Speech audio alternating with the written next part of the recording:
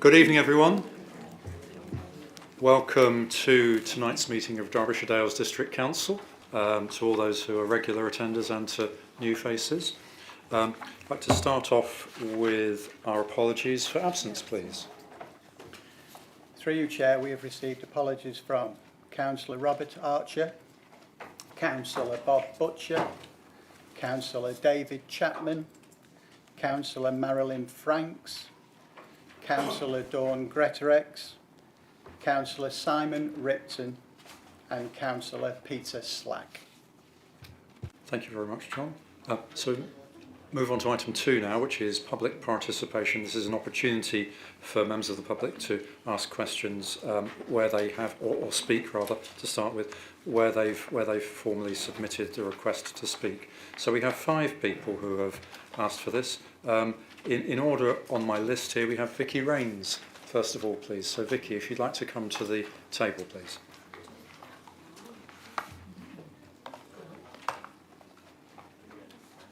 As always, you have 3 minutes.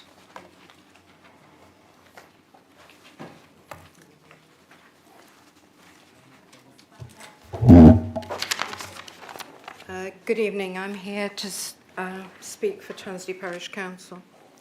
You may all know there is a retrospective planning application for a traveller's site at Foxholes Lane, Tansley, which is contrary to the development plan. The plans for the site were submitted under the address of an interim development manager for Derbyshire Dales District Council whilst in their employ. He did not declare an interest himself or that of his wife, who was the agent for the application. In his senior position as development manager, one assumes he had access to sensitive information. One wonders if he had sight of the ARC assessments done for the LA of land put forward for potential traveller sites. According to the Community and Environment meeting 21st of November 24, the ARC report has been seen by 5 named councillors and 3 named officers. One wonders which other councillors and officers had sight of this document and if decisions taken were influenced by this knowledge. At a full council meeting 25th of July 25, the leader of the council responded to a question and stated that Foxholes Tansley was one of the sites identified by the consultants looking for a permanent site. One of our DDC's councillors informed Tansley Parish Council that the interim manager was employed because of his expertise in traveller sites. The ARC consultants would have been paid a considerable sum of money. A further 25k was okayed by the Community and Environment Committee for more work, even though the majority of the committee were not aware of the location of the sites or what possible impact there might be on the community. A decision to spend public money without full facts does not appear to be working in the best interest of either the taxpayer or being transparent. The ARC assessment documents should be open to transparency and personal information could be redacted. The way the council appears to be working gives communities little confidence. The retrospective planning application for Foxholes should be withdrawn. The site does not fulfil the criteria required for a traveller's site. The application form submitted appears less than honest, and it could be perceived that insider information was used to submit an application already identified by consultants working for Derbyshire Dales District Council. Thank you. Thank you. Could we have our second speaker, please? That's John Ewart.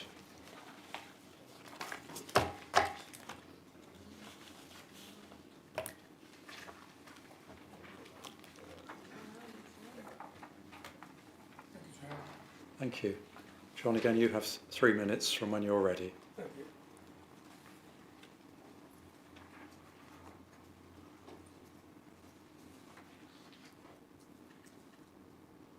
Are we live now? Yep. Yep. Press the button. Press the button. Secret button. Thank you. Dear Council, thank you for the invitation. I welcome a proposal to commission a truly independent review. I refer to my recent email to you and Jenny Fellows. I looked back at WAG's 17 reasons for refusing the proposed 430 houses on World's Farm, now mainly for incoming households who already have a home, none for local houses in need. Two key phrases stand out in my mind. The United Nations rights of the child. Children are at risk at the crossing of the Chesterfield Road. And the evidence of an expert witness who concluded that the development would put lives at risk. Firstly, I urge the Council to broaden the scope to address all the material planning grounds. Secondly, and perhaps now most importantly, to review the process, starting from the creation of the current local plan and onwards to date. To note, please, the officer's role in the controversial allocation of the wills, as he put it, an insurance policy in the local plan. To ask what reasons the officers gave to the Council's QC to tell the Council, against all the evidence, most of the evidence on the portal, that the Council's own refusal was unsustainable. And finally, to ask what evidence officers had for the story that the Council could face a £1 million penalty. Thank you. Thank you. And the next statement is on behalf of Dr. Stephen Martin. Ah, he's actually here, yes. Hello.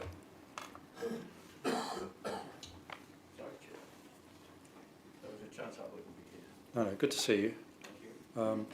Again, you have 3 minutes from when you're ready. Thank you. Okay. I'm addressing this paper that you're looking at tonight, ladies and gentlemen, and thank you for inviting me. I think this document fails to provide a clear and unambiguous case for the planned review by the proposed member, task and finish group. Examining what was learnt from the evidence provided by WAG to the Walls planning application and subsequently to the appeal cannot be the main thrust of the review because it is not the main governance issue for the Council and many of its residents. It fails to address serious public concerns about the decision made by the Council officers and elected members to abandon their earlier decision to object to this planning proposal. Decisions which were unanimously supported by many local groups and informed residents at the planning meeting in early 2024. Nor does it offer to investigate reasons for the attendance and purpose of the two legal counsels during the week-long appeal evidence hearing process. Moreover, it fails to seek answers why these decisions were taken in secret without any involvement before or afterwards of the wider public, and why was no detailed record made of the process. In brackets, I'm saying who was present and in what capacity, the outcomes and the detailed basis and rationale, including any risk assessment for these decisions.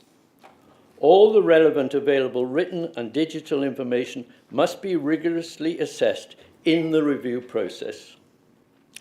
I have serious concerns that this document does not rigorously address these key governance issues.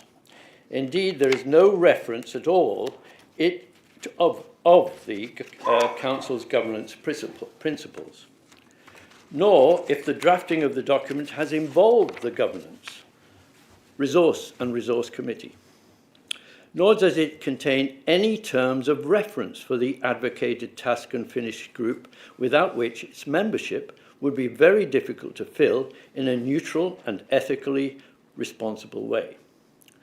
Several of the statements made in defence of the Council need more careful consideration than is given in this document. Namely, the original officer recommendation was framed at a specific point in time based upon an assessment of specific information or lack of information and evidence at that time.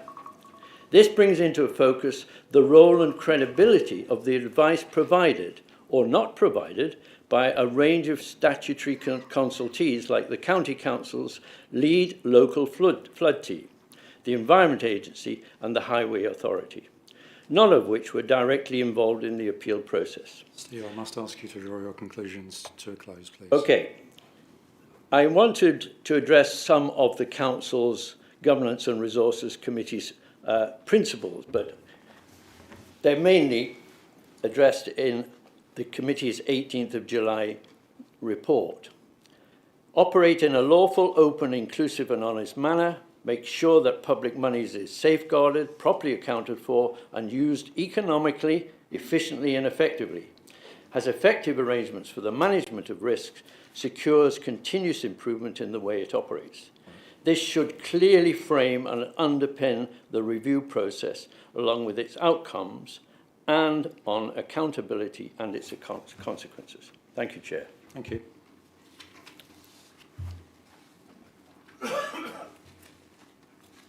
So, Julie, I believe you're next.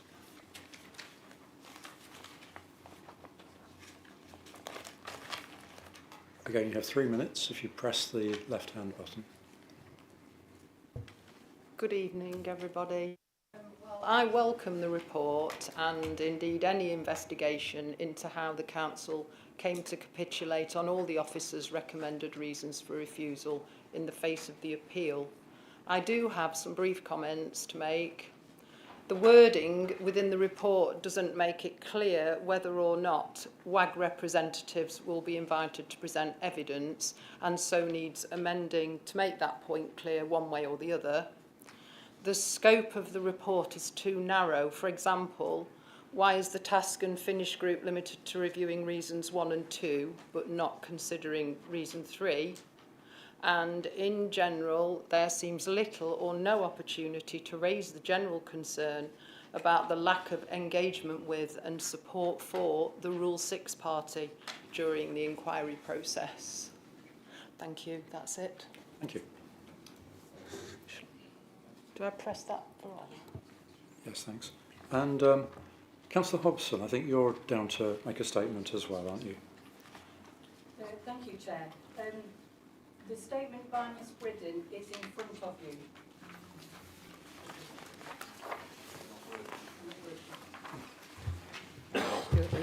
Just go for it. Am I on? I hope you'll all take the time to read the statement by Ms Bridden. As it refers to specific council personnel, it's inappropriate that I read it out, but I urge you to read the representation. Thank you. Thank you. Could you just clarify which statement this is that we're talking about? Sharon Bridden. Sharon Bridden. Thank you. Yes. She's unable to be here. Okay. Thank you. Okay, so that's the speakers that we have tonight. We also have questions from members of the public. I'm going to read out those questions and answers. There are 10 statements, so bear with me. The first of those is from Jenny Fellows. Her statement.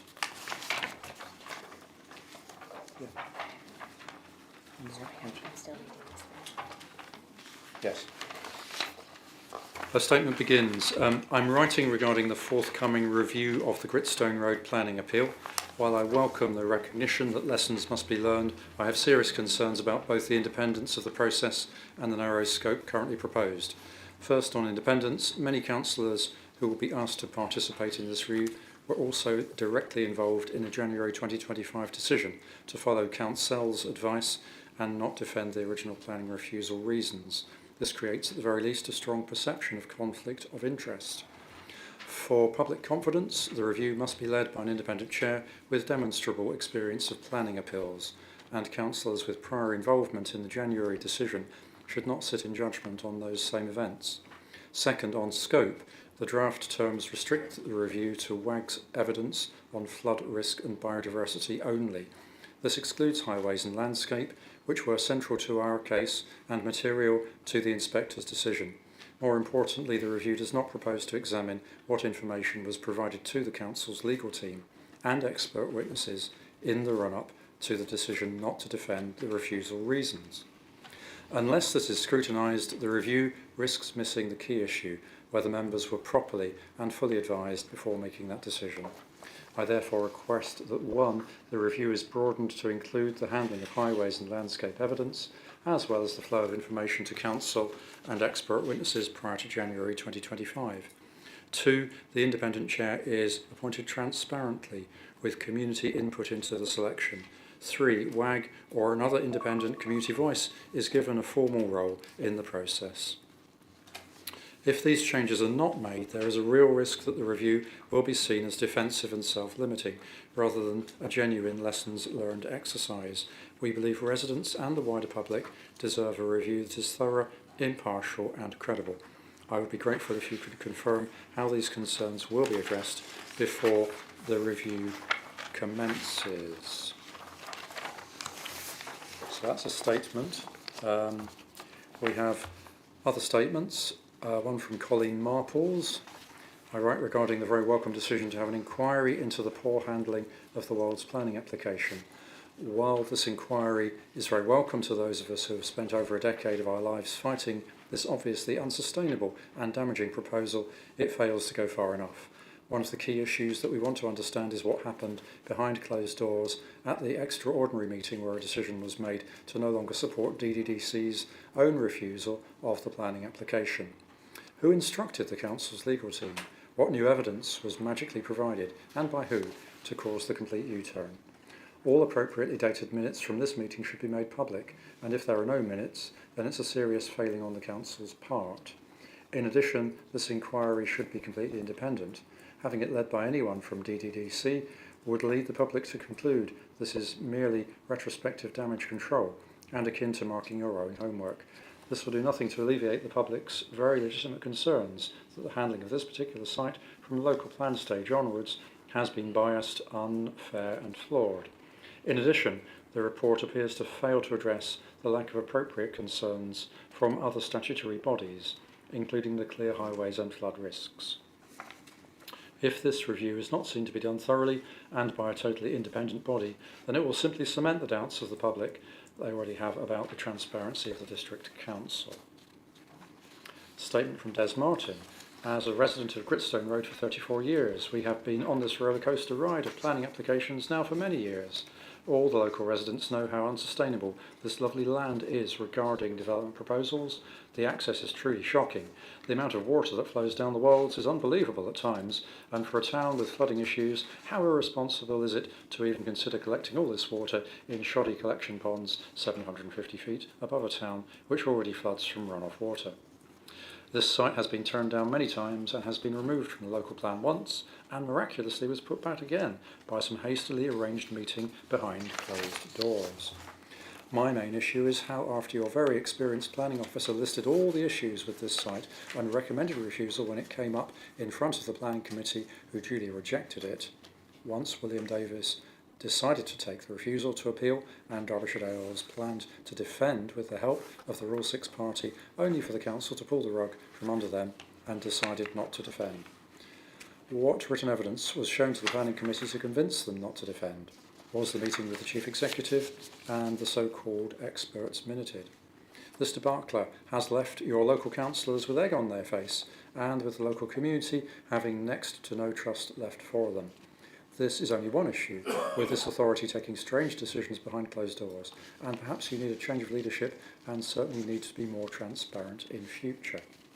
Statement from Jill Armshaw. With regard to the recent planning application for the development of Gritstone Road and Matlock Wolds, I would support an independent inquiry into the sudden change of direction by Derbyshire Dales District Council over William Davis's building application after it had been voted off the local plan. This unorthodox move resulted in huge legal costs, which should not have been necessary. Total transparency is needed for the public of Matlock who fought with their hearts to have this overturned. Now is the time to do the right thing. Statement from Steve Martin, local resident. This document fails to provide a clear and unambiguous case for the planned review by the proposed member task and finish group. Examining what was learnt from the evidence provided by WAG to the Wolds planning application and subsequently to the appeal cannot be the main thrust of the review because it is not the main governance issue for the council and its many residents. It fails to address serious public concerns about the decision made by council officers and elected members to abandon their earlier decision to object to this planning proposal. Is this an exact duplicate? Yeah. Okay.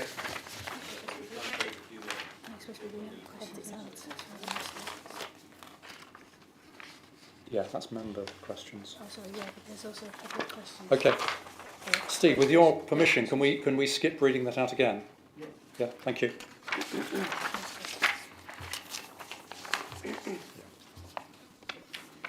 Move on.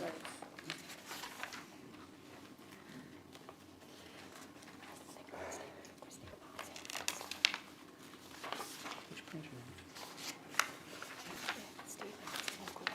Yeah, I've done that.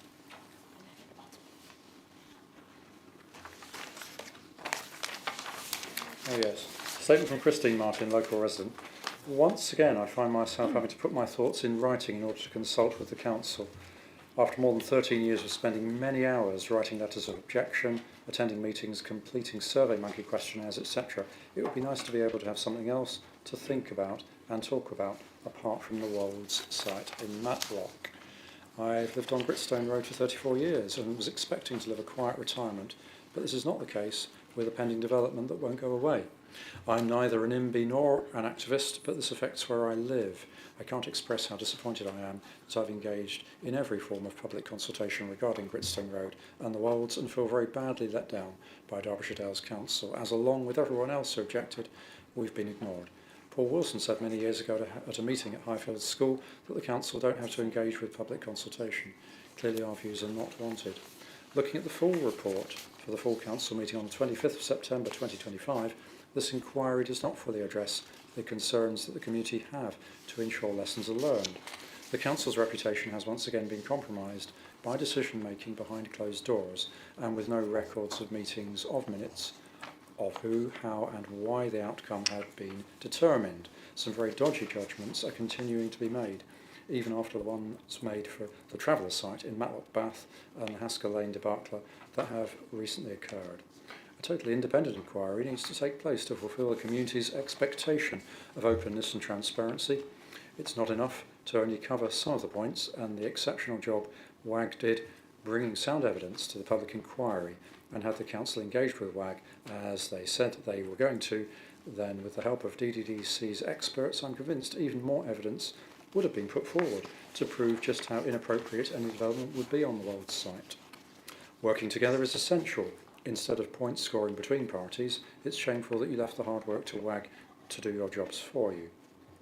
In my opinion, it's not nearly enough to only look into the decisions that were made in withdrawing the reasons for refusal at the public inquiry, but an investigation into the reasons the Wolds site was put onto the local plan in 2010, subsequently voted off by the advisory committee, then voted back on to the local plan at a behind closed doors meeting of the full council. This site has caused years of worry and anxiety to residents surrounding the Wolds fields, and as WAG gradually uncovered so much evidence, the rest of the community became aware they too would be affected by many adverse impacts. At every step in the process, William Davis Homes were enabled to carry on with a very flawed application. Can you confirm whether or not the council approached the landowners to put the land forward for inclusion in the local plan? If so, then who was involved in that decision and why, when historically the Wolds site previous applications for planning permission in the 1970s and 1980s were always refused due to flooding, access and the loss of a greenfield site? What exactly changed to deem this a suitable site and who was driving this forward? Why was the SHLA rating so inaccurate? This site attracted a huge number of objections from residents. Why then did the council not be more thorough in ensuring the responses from the LLFA, Highways Agency, the Environment Agency and Derbyshire Wildlife Trust reflected what the community was saying about adverse impacts regarding flooding, safety of children, drainage and biodiversity. In the aftermath, councillors admitted to feeling intimidated and that they hadn't been given the full picture. Perhaps a vote of no confidence in leadership is overdue. As a council, you should be committed to ensuring the right homes are built in the right places, to ensure there are no adverse impacts to the rest of the community, as we are the ones who live here. After the vindication of victory due to the dedication of WAG shining a light in some very dark corners, this application continues to hang over our community. It should be permanently excluded from the local plan, and the council also needs to be working on reducing the housing numbers due to the peak park effect. Finally, an independent inquiry is crucial to ensure the council is maintaining the necessary standards of openness and transparency that we all expect from officers and councillors. There's a statement from Julie Adkin. Does that reflect what you just said? Thank you. With your permission, I will skip over that. Jack Stone, local resident. I am writing as a concerned resident regarding the situation at Gritstone Road, Matlock Wolds. I strongly urge Derbyshire Dales District Council to initiate a fully independent inquiry into the recent events and decisions that have led to significant public concern and legal expenses. It is essential that the inquiry uncovers why council officer advice changed, determines the justification behind the substantial legal costs incurred, and ensures the full release of the relevant meeting minutes. Only a transparent, independent investigation can restore public confidence and ensure accountability. Please consider this email as my formal request. A statement from Sharon Brudden. I'm writing regarding... Councillor Wayne? Yeah. That's just been... Okay. It was referred to but not read out, so I'm proposing to read it out. I'm writing regarding the proposed inquiry... Right, okay. In which case I've been advised that we shouldn't read that out because it refers to named officers. And finally there's a statement from Kevin Knight. Why was it considered... Point of order. Could we read out those paragraphs that don't name officers? Fair point. I will come back to that. Let me just read Kevin Knight's.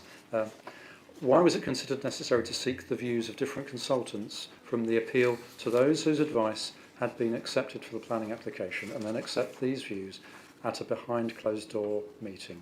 It appears as though questions kept being asked until the required answer was achieved. Just going back to Sharon Brudden's statement, I will carefully select those paragraphs that don't refer to individuals. Having read the proposed agenda for the investigation, I have a number of concerns that the report will not be deep or broad enough and will not get to the root of the reasons why the council allowed this planning application to be open for over 5.5 years, and then ultimately the council decided not to defend the position of its own officers and councillors.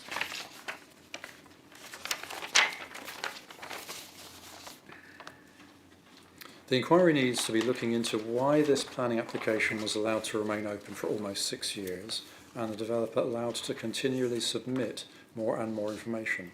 If a member of the public submitted a minor application for a house extension but the planning team felt there was not enough information provided, the application would be rejected and the applicant need to resubmit. Why did this not ever happen? Whose decision was it to allow this to continue for such a long period of time? If the developer had been made to resubmit, they would have also had to do it in line with the latest laws and policies, such as biodiversity net gain and environmental changes to the law. In not doing this, I believe the officers were negligent in ensuring that the application was dealt with under the latest legislation. I have put in a number of Freedom of Information requests to view details of minutes and other records, kept detailing discussion held at a number of meetings with experts, consultants and KCs to evidence that correct records of discussions that led to decision around this application were held. These have been refused due to legal privilege. However, now the formal legal inquiry has finished, there should be no reason to withhold these. I'm not going to read out the next 2 paragraphs. The above points regarding the lack of evidential minutes lead on to the fact that the inquiry is being led internally by councillors who were involved in making the decision to not defend the council's decision. This cannot be viewed as an independent inquiry and feels yet again like the council is marking its own homework. Questions should be asked around the fact that the flood risks and highways risks, clearly pointed out by residents over the last 10 years and supported by the inspector, were not taken seriously by the LLFA and DCC highways teams. Their statutory responses were lacking and did not support the evidence that had been presented by the myriad of reports submitted by residents. The lack of concern they showed to the welfare of Matlock was disgraceful. Finally, there needs to be a clear understanding of who exactly instructed the KCs who represented the council and what instructions they were given. KCs act on instruction from their clients. So exactly what instruction were they given, and where is the evidence to support the lack, I think that is, of defending that position? We need clear written evidence to be provided to this inquiry, and if this is not shared, then this should be a matter of disciplinary action against officers involved. In summary, there is a complete lack of confidence that this inquiry will go far enough to get to the root of what has been a 10-plus year debacle of the council, seemingly trying to force development in an unsuitable location, and the public want to know why. So that concludes the statements that have been submitted by members of the public. We also have some questions as well. So I'll move on to the questions. First one is from Roger Bilton. My questions refer to the recent decision of the planning inspector to dismiss the appeal by William Davis Homes to build over 400 houses on the Matlock Wolds.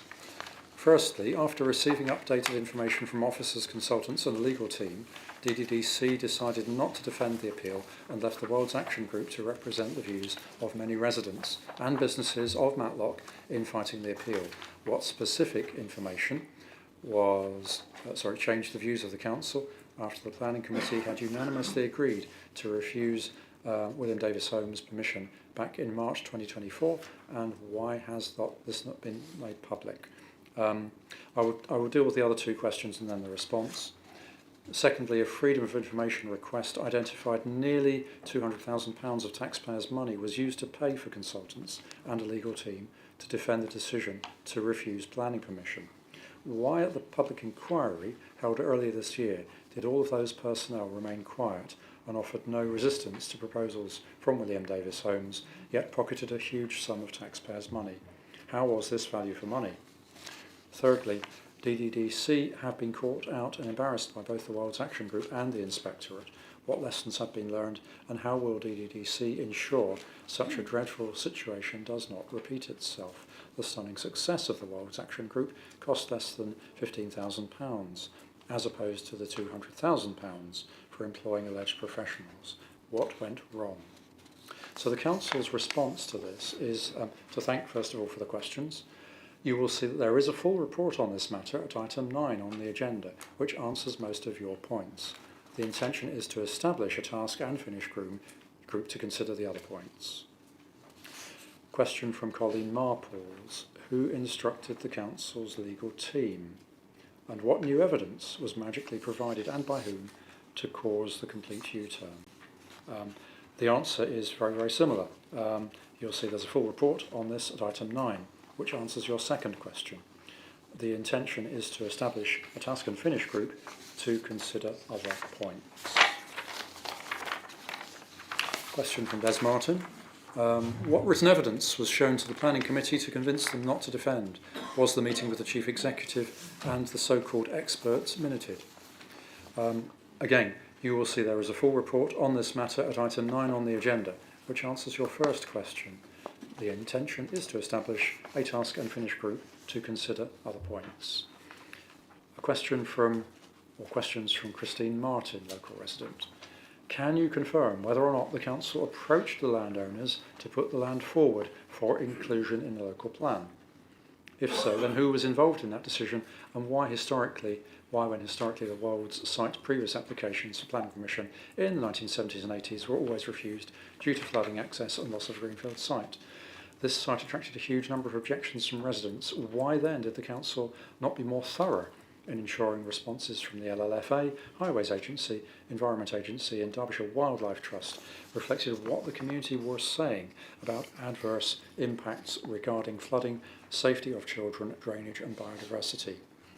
The council's response to this: at no time did the District Council approach the landowners of the site at Gritstone Road nor encourage them to put forward land for inclusion in the local plan. As part of the Strategic Housing Land Availability Assessment, the District Council consulted all relevant agencies to seek their expertise and advice on the potential suitability of the site for residential development. The responses provided did not suggest that there were any significant constraints that would render the development of the site undevelopable or undeliverable.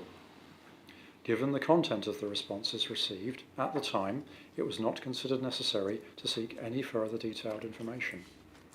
At the examination in public of the local plan, evidence was presented by the Wards Action Group as to why the site should not be included in the local plan. However, the Government Planning Inspector concluded that the inclusion of the site within the local plan was justified. Finally, a question from Julie Atkin. Why is the Task and Finish group limited to reviewing reasons 1 and 2, but not considering reason 3? Again, thank you for your question, and a written response will be provided to that next week. That brings to a close for public statements and questions. Thank you for your perseverance listening to me. Item 3 on the agenda. Interests. Can I ask any members who consider they have an interest in any of the subsequent agenda items to speak now, please? Councillor Wayne. Yeah, just very quickly, I did give evidence at the inquiry, so I just want that to be known. It's a non-pecuniary interest, so Okay. just want you to know that. Thank you. Thank you. And Councillor Hughes. Chair, on the same basis, I gave evidence at the inquiry, but I've received no pecuniary benefit from doing so. Okay. Thank you. Councillor Linthwaite. Yes, likewise. I gave evidence at the inquiry, and also I'm a trustee of both the John Higgs almshouses on Smedley Street and the Harrison Trust ones on Matlock Green, which is pertinent to the finances later. Okay. Thank you. Anyone else? No. In which case we move to item 4, which is the leader's announcement. Thank you, Chair. Well, originally I asked for this item to not be put on the agenda because I realised that there'll be a long debate later. But while it's on, I'd just like to update members that at the last meeting I was tasked with trying to get a meeting with Grindleford parish councillors and ward members. And that has now, I've had a holding letter, and I've also received the dates now that our local MP is available. I've already stated my availability as well, but I'm unsure when talking to Councillor Nash earlier on whether the ward members have been informed of this. I know it's gone to the corporate team, but not sure whether they've passed that on. So I'd ask that we look at this and see whether, if not, they do pass that on. I'll bring that up later. But things are moving. And I'd just like to say I've had a meeting this morning in Swadlincote on the leaders, Derbyshire Leaders Strategic Board, and 2 items there that I was quite interested in, and I'll just tell you the update. The Derby and Derbyshire Framework for Growth, I actually seconded that and spoke on the need for the Derbyshire Dales and not to be reliant just on visitor economy, because that's what I'm getting a feeling from. Although they talk about rural economy, I see very little of that coming through from MCA at the moment. So I made it quite clear that this is a starting block on a rolling programme, but a base for the new authority in 28 to work on. And I was quite pleased that the points I brought up about the need for infrastructure, manufacturing and employment in the Dales did get heard. Whether we get anything done about it, because it does have to relate to MCAS policies, but we did try. But I must say that our officers, Steve, Kate and Joe, got a mention from the author, Carl Apps, of this document in high praise for the work that they've done. And secondly, the second item that was of interest is that I've always thought that we try and act as green as we possibly can. But of course, there's legal, there's financial, and there's capacity issues, which I don't think we've covered a lot, but I think there's room for cooperation with others. And I'm delighted to say that I also supported a creation of a new officer-led group for the D2 on environmental sustainability group. And that will look at efficient energy efficiency, clean energy across all sectors, supporting the green economy right through Derbyshire, energy sustainability, resilience to extreme weather, which is important for those areas of the A6 corridor that get flooded all the time, and environmentally sustainability, which really is something that we all have to work together with. All the 9 districts and the city need to be working together so that we can get some real action done, and we can learn from other people and we can share the load. So that's it, Chair, for the leaders' announcements. And if there is any update on the Grindleford issue, I'll make sure that that gets put through. Thank you. Item 5 is the Civic Chairman's announcements, but Councillor Chapman has sent his apologies, so we don't have a report on that. What we then move on to is item 6, which is to receive non-exempt minutes of the committees that we have in front of us here. There's a set of committees listed. Those are the Governance and Resources Committee, 3rd of July, Planning, the 8th of July, Community and Environment, 10th of July, Licensing and Appeals, 15th, Local Plan Committee, 16th of July, Planning, 12th of August, and Licensing and Appeals Subcommittee, 19th of August. Councillor O'Brien. Thank you, Chair. I'd like to move receipt of the minutes set out on the agenda there. In doing so, I'd like to make a brief comment in respect of the minutes of the Local Plan Committee held on the 16th of July. That committee, as I'm sure also all members of the Council, continued to be exercised by the issue of the housing numbers. That is, the implications of the government's new standard method for housing need. As we know, roughly 30% of the council's housing stock and the population lie within the national park, and 50% of the geographical area lies within the national park. But on current working, it looks as though the National Park Authority is only likely to accommodate up to a maximum of 10 to 12% of the housing requirement.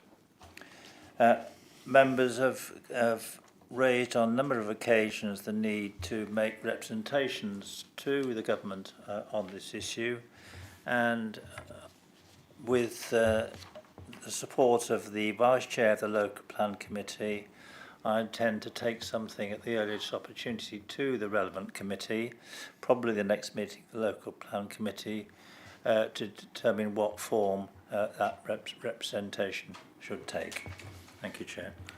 Thank you. So that's a proposer for those minutes. Do we have a seconder? Councillor Wilton, I think you were first. Thank you. In which case, can I ask all members to vote on that? All those in favour of accepting those minutes, please.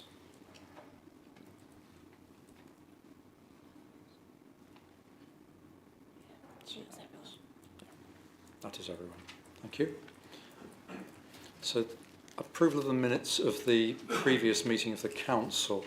So this is the proceedings of the council record held on the 24th of July. Members are asked to approve the accuracy of those. Can I seek a proposer, please, to receive those minutes? Thank you. Councillor Buttle, and a seconder,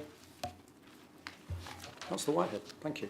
All those in favour of receiving minutes? Thank you.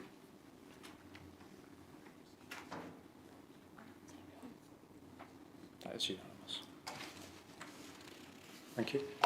Item 8 then, which is to receive questions from members of the council that we have received. We have a series of questions.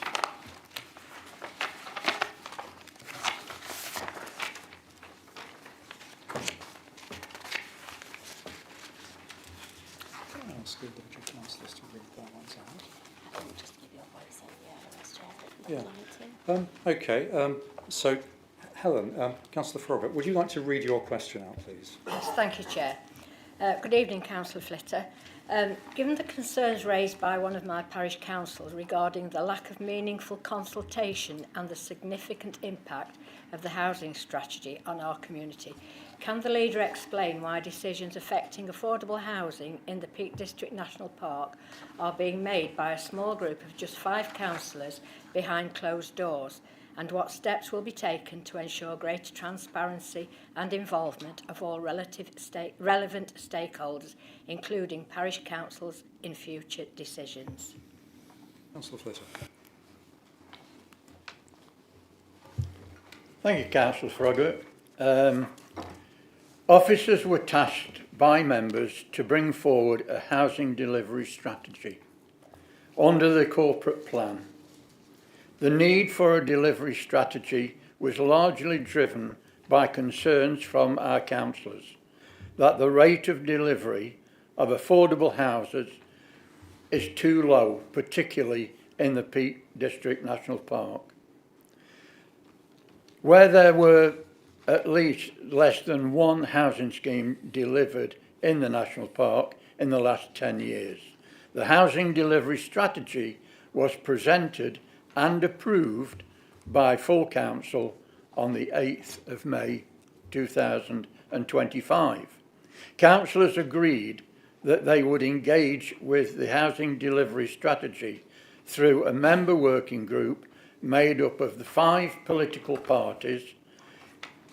It is the responsibility of those individual members of that working group to update their political parties with the information provided within those meetings. All information provided to the working group is intended for wider sharing with all members. We do need to be aware that landowners and developers do sometimes insist discussions with officers are on a confidential basis due to the commercial sensitivity. It is more productive for officers to bring sites forward in discussion where there are greater prospects of success.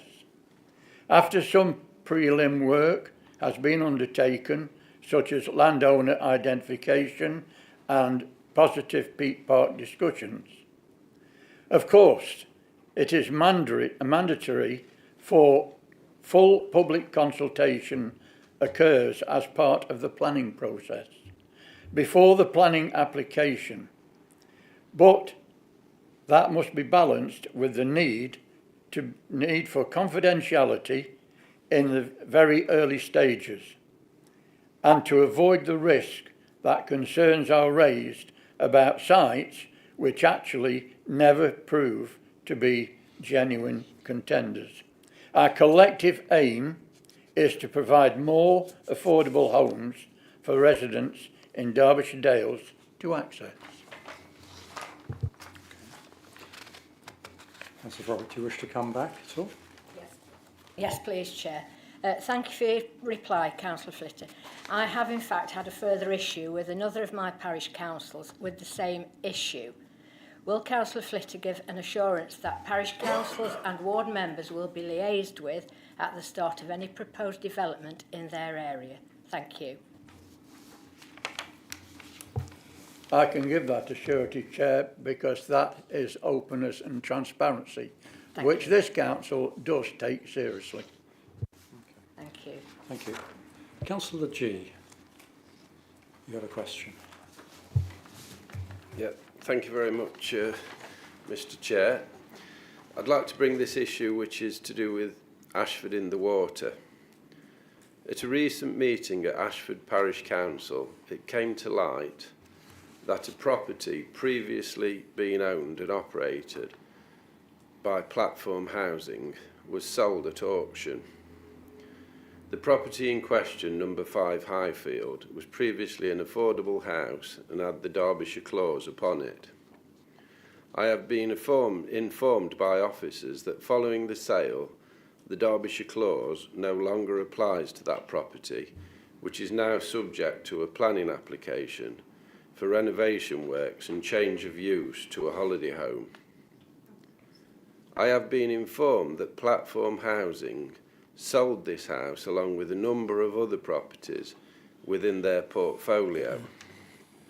And as it happens, an officer has informed me today that Platform didn't actually inform the council of its intention to sell that house, and it only found out when all the sales particulars have been produced and the auction had been arranged. Obviously, this action leads to a net loss of the available affordable home housing stock.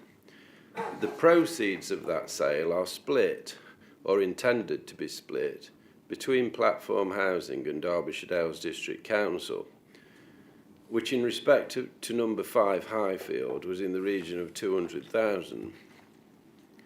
Could the leader confirm how many houses have been sold in this way? And did the council consider the possibility of purchasing these properties directly as a way of enhancing its stock of affordable homes, rather than seeing those homes return to being market houses and, in the case of number 5 Highfield, a holiday home? Councillor Flitter, would you like to respond to that? I will. I'm not quite sure that the answer is quite sufficient, but I am aware, as Councillor G has already said, that he is already engaged with officers on this matter. In 2002, 5 Highfield was transferred from the District Council to Dales Housing as part of the wider stock transfer.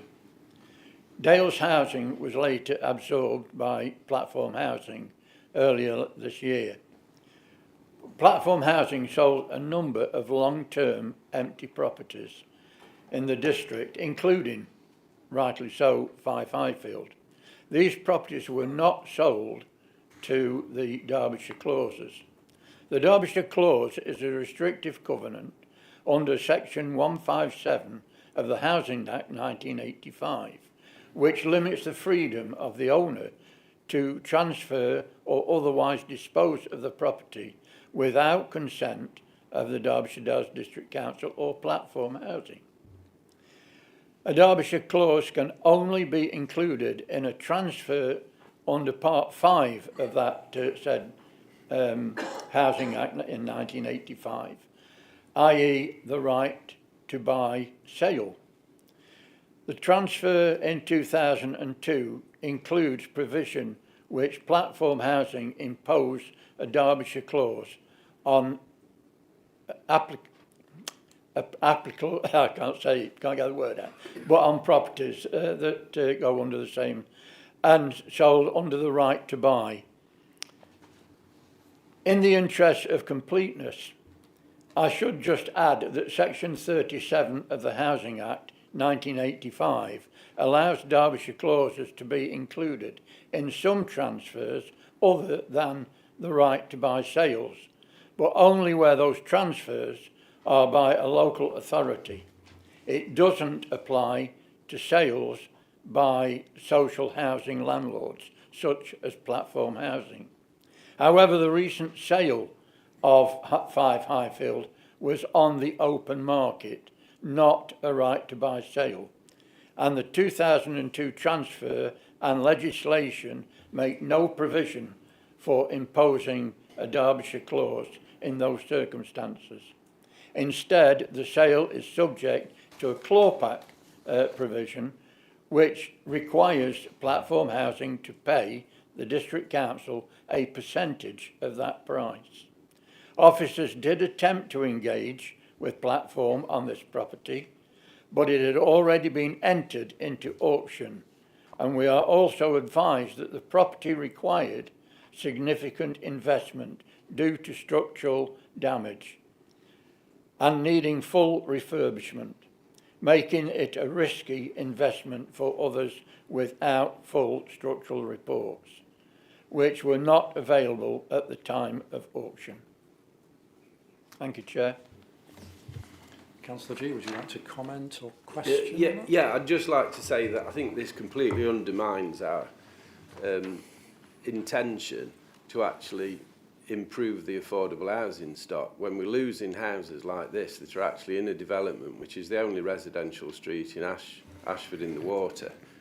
And you know, I went to visit this house and I spoke to the neighbours across the road that I think enlightened me quite a lot, because they basically said that it just needed remedial works.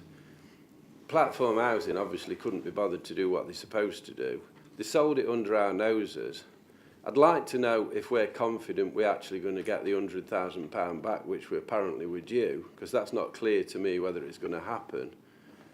And I think we should be doing better and expect better of platform housing, because what's the point in trying to find new housing sites for affordable houses when we're letting existing affordable houses be re-privatised under our noses? Okay. I think it's completely wrong. Do we have an answer to that one, Councillor Flitter? I can't disagree with that, Chair. We've seen instances like this before, but those are the rules that platform housing abide by. We don't have that facility to do any other because of the legislation that is borne out, and we're stuck. But the sentiment that you put down, yes, I do agree with. Okay. We have another question from you as well, don't we? I'm here again. Forgive me for this. I would like to ask the Leader of the Council to confirm if it is possible to totally remove the whole of the Gritstone Road site, that's the Gritstone Road Wold site, from the local plan as a prospective site for housing development within the ongoing review process. And if it is possible, how would that be achieved? And how will the land be redesignated? Councillor Flitter.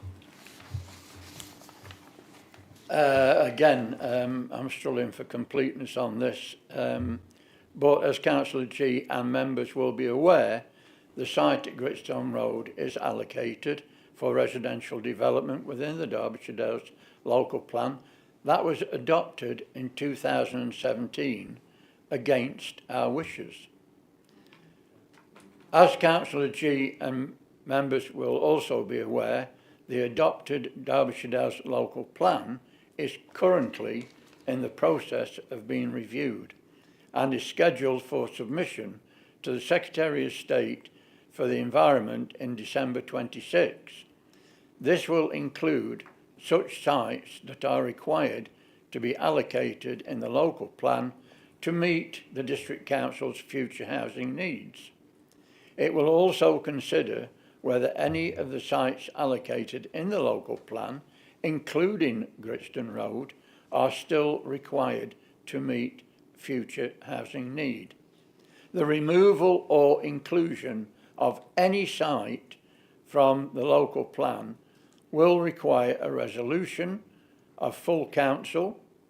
Prior to ratification, it will be subject to the statutory requirements of 2 periods of consultation and independent scrutiny of that local plan examination in public. Thank you, Chair.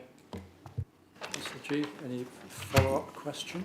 Yeah, I'd like to have a follow-up question because I'd like to remind the council and those members of the public present that in March this year, because I did actually think about the possible consequences of the ridiculous housing targets on the local plan, I did bring a motion to this council that we could attempt to implement a green belt review in the planning process of the local plan. And I'll be honest with you, I've always thought in my life that if something's needed and wanted, you should be prepared to ask for it. You know, if you don't ask, you don't get. So I was really surprised that I had so little support on that night. To councils across the country have implemented green belt reviews and have actually been paid by government to do it. It would be part of a new planning local plan. And I did have some good support on that night, actually, because the leader of the Conservative Party and deputy leader both supported it, along with myself and Nigel, who are now Derbyshire First. The rest of the council dismissed me, almost laughed me out of the room. Do you have a question? Because I was trying to implement Councillor? something that would help us to prevent. I mean, Darley Dale is going to be a smorgasbord for developers. So what I'd like to ask, you know, they're already hovering above it because they know we can't defend any land in that valley. And can we defend the Wolds if the developer comes back and satisfies the inspector? So we need to do something better because the local plan review is just not good enough. I've tried to challenge the housing targets, ask the council to do it, but I've been disallowed from putting a motion of Councillor G, support. can I ask you to come to a I'd like question, to ask, please? ask Councillor Flitter if he would seriously consider discussing with officers if that option could be open to us, because when I was a member of the local plan working group, which I no longer am because we've been disallowed from it, Okay, we have the question. I did ask an officer if that was possible, and he confirmed that it was. So I'd like to ask Steve Flitter, because if we could put a green belt view in Derbyshire Dales, we could actually protect these areas of land properly. Thank you for that rather overlong question. Councillor Flitter. Well, I was wondering whether we're going to get a question or if we're going to get another statement. Well, that's by the by. You know, when you talk about, you know, protecting green belt land or green land, it's a serious matter, and it's one that I know, and I speak from Liberal Democrats in here, that we've spent 30, 40 years defending green land. And I have to bring you back, because when you talk about reminding us about something, I have to remind you that, you know, in 2017, we sat here and listening to a Conservative leader that really made it clear that he was going to get the local plan through, regardless. And he won that argument. And we've also heard about the green belt. It may have seemed trivial at the time. I believe you were serious about that. But the fact is that people better in the know than I were telling me that that wasn't legally possible. So I just do not know how we can address that situation. I mean, I have to go along with the experts on that. But another point is that we have defended linking up in this area that I know of, Darley-Dale, Matlock and Tansley, because I believe that in some years to come, that will be one mass of development. And I don't see how we can stop it with the government's it's all right shaking your head, but, you know, it's true. The number of occasions where we have actually fought for keeping greenfield sites green, we've lost them because we haven't got the capacity or the legal support that we need to actually go against government policy. All right. Thank you. We now have a question from Councillor Wayne. You're on. I'm on. Thank you. The Matlock community welcomes the Government Inspector's decision to dismiss William Davies Home's appeal regarding the Gritstone Road site. However, important questions remain for both this council and Derbyshire County Council's local lead flood authority concerning their drainage approval process.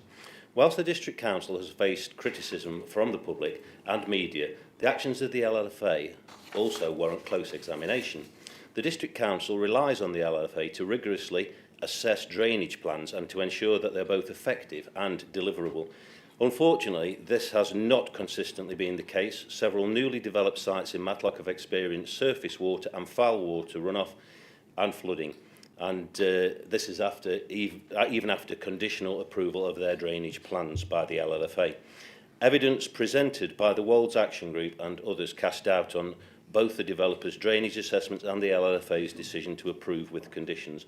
Rigorous community investigation showed that the LFA did not appear to share all relevant information with our planning authority, as significant information had to be obtained by freedom of information. Therefore, will the leader of the council and the chief executive ensure that the official planning inspector's report, together with a summary of the historic drainage issues at other new developments in Matlock area, are communicated to the county council's leadership, managing director, and Chris Henning, the director of place? This letter should emphasise the necessity for complete understanding of the drainage challenges on new sites and the need for comprehensive flow assessments and risk management plans to be prepared prior to any recommendation for approval. Care must be exercised when recommending conditions to ensure there is no repetition of the Gritstone Road debacle. Thank you. Councillor Flitter. Very short response, because I completely agree, and will ensure that the local flood authority is written to as Councillor Wayne has asked. And I also wish to say that if Councillor Wayne wishes to help the officers in drafting that letter, then I'll sign it. Councillor Wayne. Yes, thank you. I think the officers will have recorded plenty of information that has previously come into them, but I'm more than happy to help them through it if that's what they require me to do so. There's no follow-up question. Thank you. Brilliant. Councillor Murphy, I believe you have a question. Thank you, Chair. Can the leader confirm that if the Home Office seeks to use local hotels or accommodation within Derbyshire Dales district for asylum seekers, that they will do everything necessary to prevent such a use and seek an injunction? Thank you. Councillor Flitter. Yeah, thank you, Dermot. It's a very sticky subject, this is. Very emotional subject. And thank you for your question. But the use of hotels or other accommodation for asylum seekers is a matter determined by the Home Office. Local authorities, including this council, do not have a general legal power to prevent such use.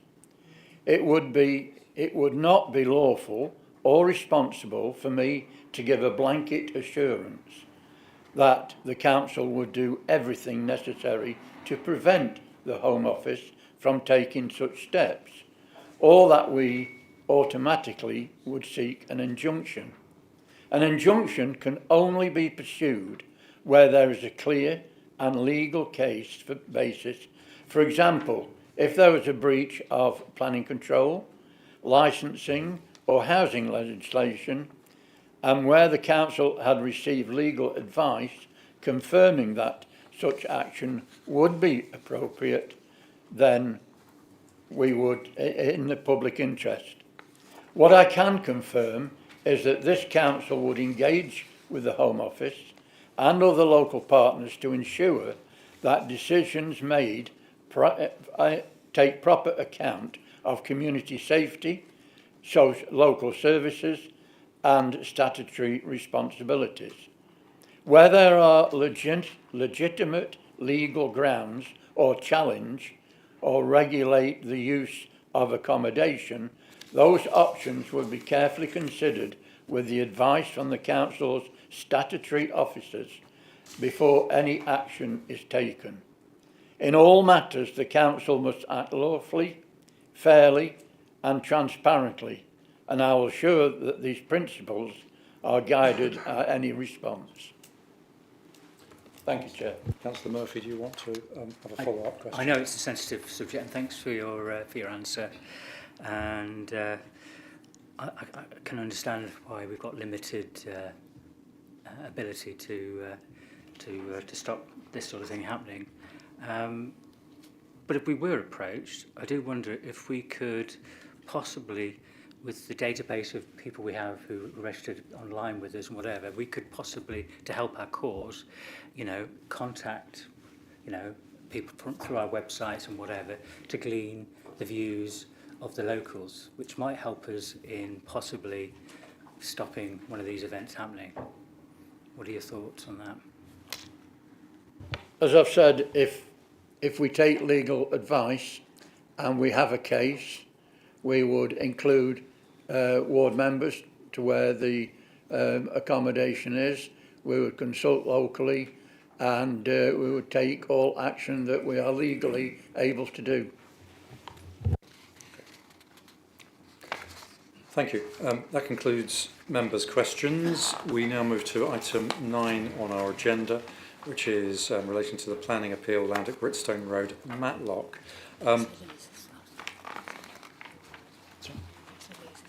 Yes, I noticed, Councillor, that okay. Can I have Steve Capes to introduce this one, please?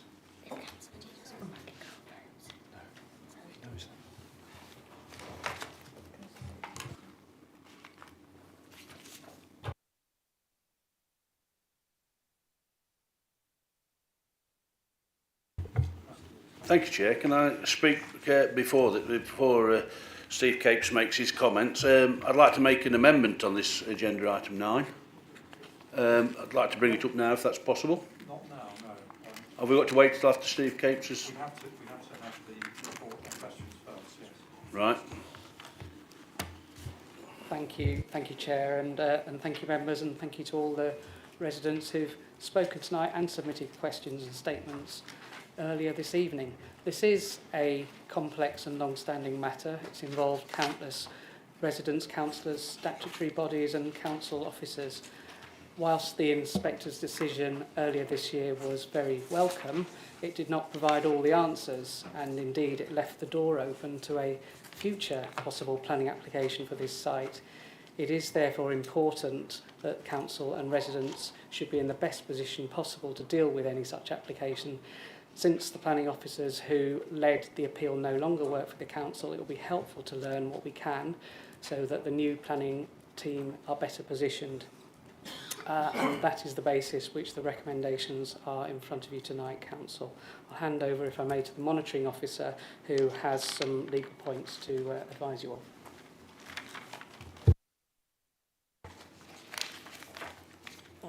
Through you, Chair. Members, just before, this is going to, I can imagine the questions and debate is going to be quite lengthy on this one. So I just wanted to make sure that you have all read the, the report, which I'm sure you all have. But just to take a moment to reread section 11, which does go through the, a few legal implications, of this. What I just want to make sure is that any decisions that you do make are informed ones, and if you do have any questions, then this is your time to to ask those. Thank you, Chair. Thank you. So we do now move to questions. Councillor O'Brien, I think you're first. Thank you, Chair. Just two questions. Could Steve Capes confirm that minutes of the working group meetings will be made publicly available? And second question, will members of the public be able to submit evidence to the working group?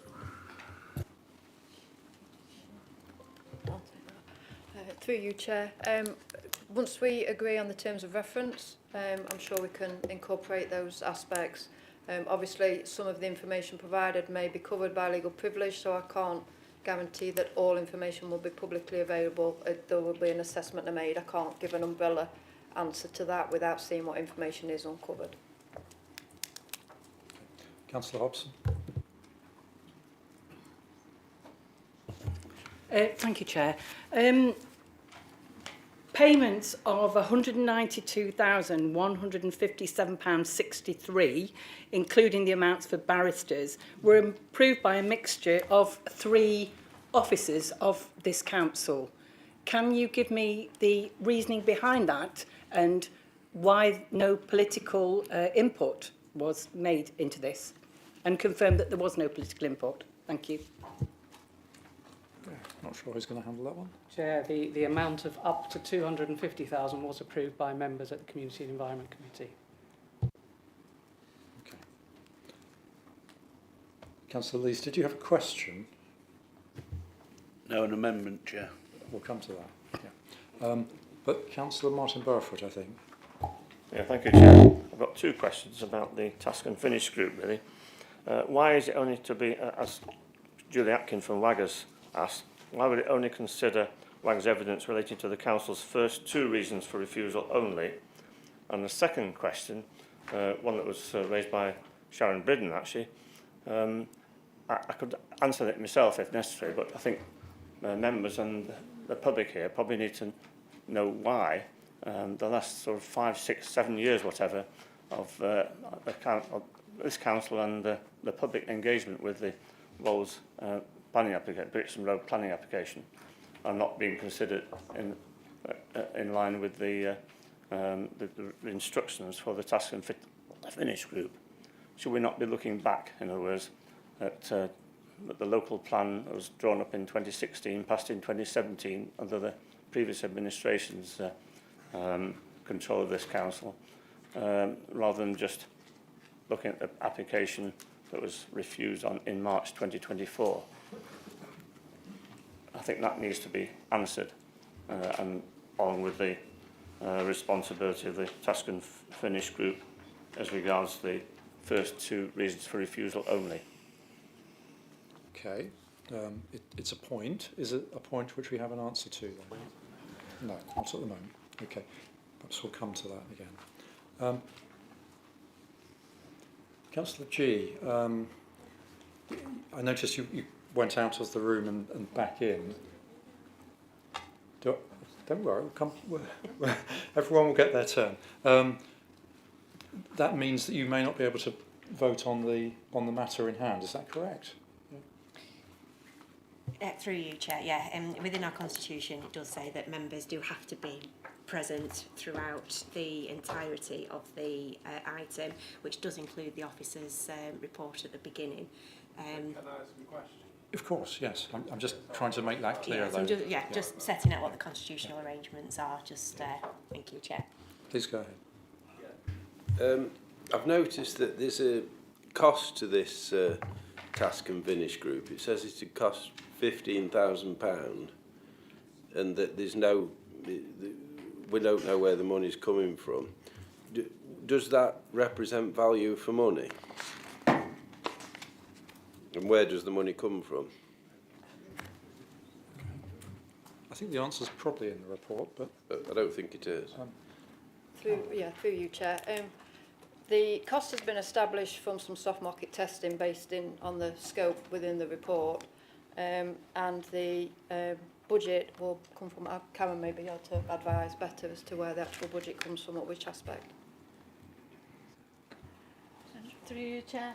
I think it says in recommendation 7, my laptop's just died, I think it was recommendation 7, it says that the money will come from the general reserve. Thank you, that's good. Thank you. Councillor Sue Burford. Oh, you didn't have a question, right. But Councillor Wayne does. Thank you. Mr Cave, so I thought the £200,000 that we allocated was to defend the application, not to, basically, it's just, well, that's the question really. Was it not to defend the application? Councillor Wayne, I can't remember the exact details of the resolution at the time, but it will be in the report from Community and Environment Committee last year. Right, can somebody provide me with that? Well, I suppose I can dig it out. The second question, when I can read it, put my glasses on. In the months preceding, the months subsequent to these, when I put my requests in for documentation in relation to the walls between the developers, yourselves, the officers, and also the consultants. Have you found any documents or recordings at all that may have been made between Mr. Robson? Are there any records of documentation, please? Chair, that work hasn't been done yet, which I think would be one of the roles for the Task and Finish group. So we've not looked at all to see if there were any, because I did ask on numerous occasions whilst I was chair whether or not documentation was there to help members get a flavour of why they were being advised not to pursue. Okay. We'll have to look into that, I think, probably. Are there any further questions? Councillor Butler. Thank you. There's something here about in section 4.8 which talks about the perceived risk of a conflict of interest, having voted one way, I guess, and then sitting on the actual Task and Finish group. What is the conflict of interest there? I'm slightly baffled by that because I can't see how it's in anybody's interest other than to just, like, listen to this, try and work out what happened. Okay. Kerry, would that be one for you to answer? Yeah, through you, Chair. Councillor, just to confirm, it was 4.8 that you were referring to. I just want to make sure I am reading the right section. Yeah, absolutely. 4.8 about the last penultimate sentence. A potential for perceived conflicts of interests. I'm not too sure what my interest would be in anything other than transparency and trying to organise ourselves better in the future.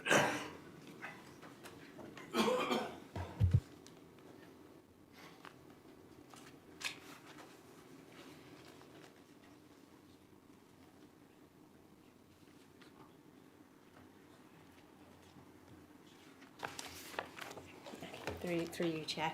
It's just making sure that members are, when they take any decisions, that they take with, on balance, and making sure that they take out, all the facts of the case. So it's just when decisions like this are being made, that you as members are able to take those without being clouded by previous, previous judgments that you may have been made. So what I would always recommend that that members do is to always make sure that that they can demonstrate that they are of open mind, that they will come to meetings not predetermined. There's a very, very stark difference between being predetermined and predispositioned, and that you will take all the facts that you hear and make your decisions based on the facts. And with an open mind, and that you're not conflicted by by your previous statements or decisions. Thank you. Councillor Hughes. Chair, thank you. Can I just shed a bit of light on that? 3.11 says that it was a strong view of the Council's expert witnesses that the 4 reasons for refusal based upon lack of information were capable of being overcome with suitable planning conditions and an appropriate Section 106 obligation. Accordingly, the Council was urged to act promptly on the advice provided, and that was the broad brush of the advice provided. I think I would speak for most people in this, most of the councillors in this room, who are at a loss as to why the council got into that position where witnesses were not supporting the council's reason for refusal. And indeed, that is the whole purpose, one of the purposes of this particular report, or the recommendations in this particular report of the Task and Finish group, or whatever Stuart Lees wants to provide, is to understand that. Therefore, we're in the dark, as are members of the public are in the dark. We went with council's recommendations, as any reasonable person would do. If a council says you can't win, you go with their position. So we have an issue as councillors to know what evidence was brought to the witnesses to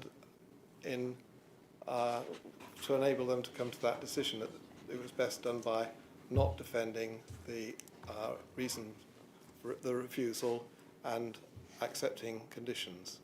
So we're not there is no conflict of interest. There cannot be a conflict of interest. Okay, so we've thank you, Councillor, for that answer. I don't know whether the officers wish to comment further, because that's supposed to be a question. No, okay.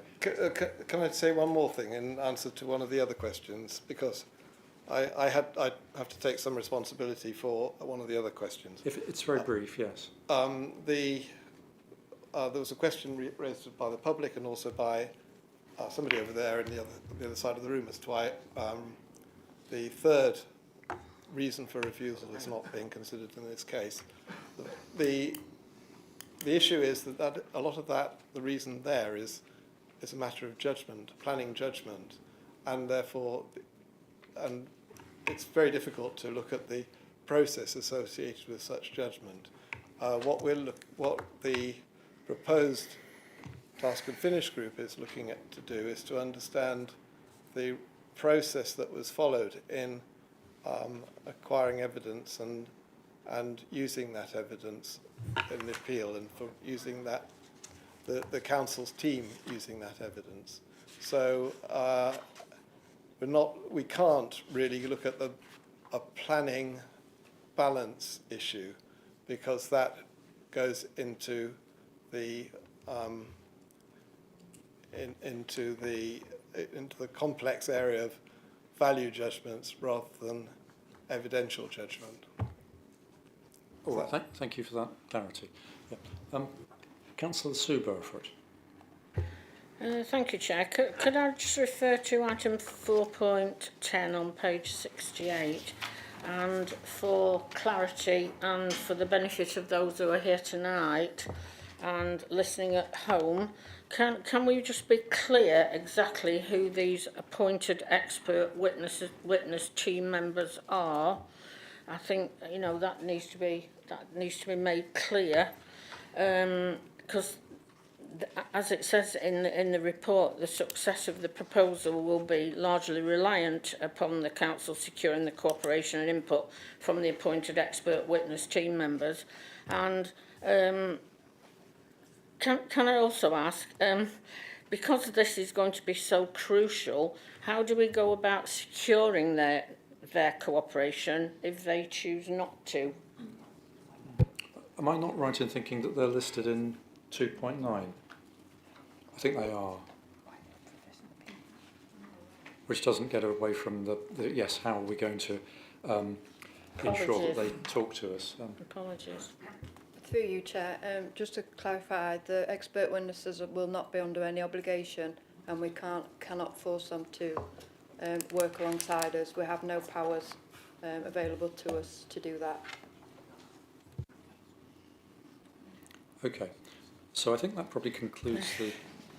Does it conclude? No, Councillor Can I expect an answer to my second question, please?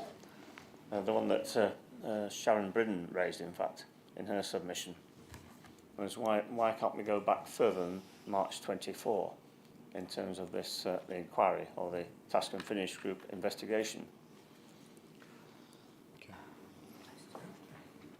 Chair, can I propose an answer to that, since again it was something that I was effectively responsible for? Or could you wait until we get into the motion itself? It might be clear if I did it now. I will tolerate a very brief interjection, So only a very brief one. But Yes, that's what I'm thinking. There are a number of. If we look at the whole period right back to 2015 or whenever the Gritstone Road site came onto the plan, we would be here forever. What we wanted was, we have a specific issue.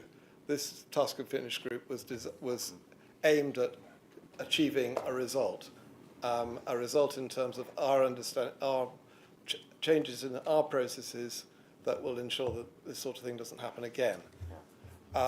We can, and there will be evidence, because we'll have the evidence from emails and other sources that we can use. May not be definitive, but we're not looking to, what we're looking for is an answer that will enable us to improve our performance, as Mr. Martin suggested we should be doing from our principles. So I fully accept those principles, and that is the intention. So, yeah, I think... I'm not sure that's fully answered the question, actually. Well, I was responsible for putting it in. Right, thank you. For limiting it to that period. We wanted an answer quickly. All right, thank you. Do we have any more officer comment on the length of time period going back as far as this task and finish group? No. Okay, all right. I think that does genuinely conclude questions, in which case we are looking for a proposer and a seconder. We'll come to your amendment in due course. Don't worry, I haven't forgotten you. Chair, I would like to propose... I rather thought you might do. All right. Before I move the recommendations with possibly some amendments, can I ask that the statements and questions made by members of the public at this meeting are passed to the proposed task and finish group chair so that they can be reviewed in the task and finish group, and the best answers we can give to those questions are given from there.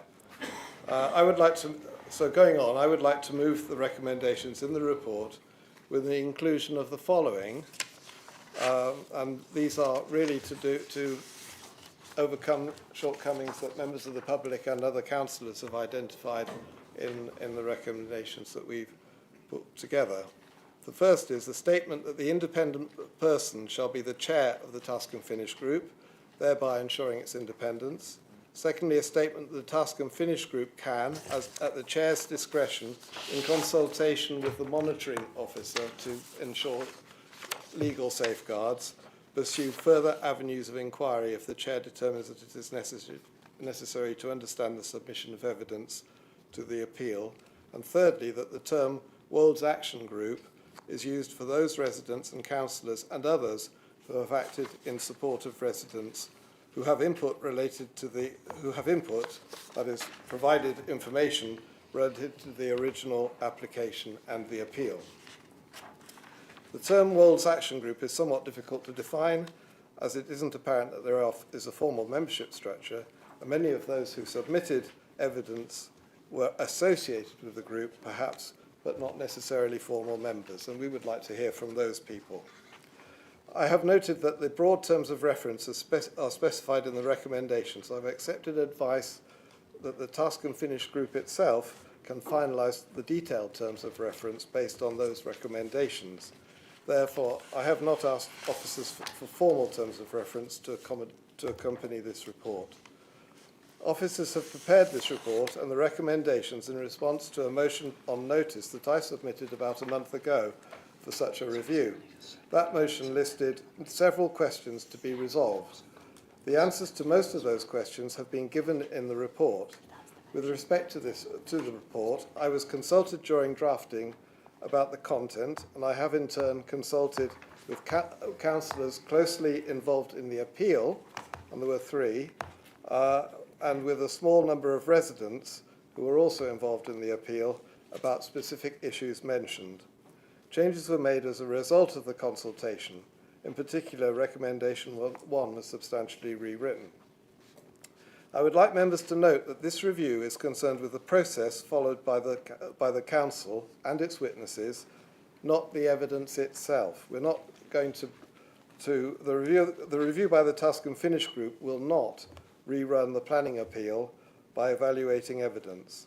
Nevertheless, another application may well come forward for the Wolds, irrespective of whether it is in the local plan or not. Without a 5-year housing supply, it is difficult to restrict development to sites within the plan. Therefore, members should note that whatever is said today or during the review may be considered during such a planning application. We have to be careful.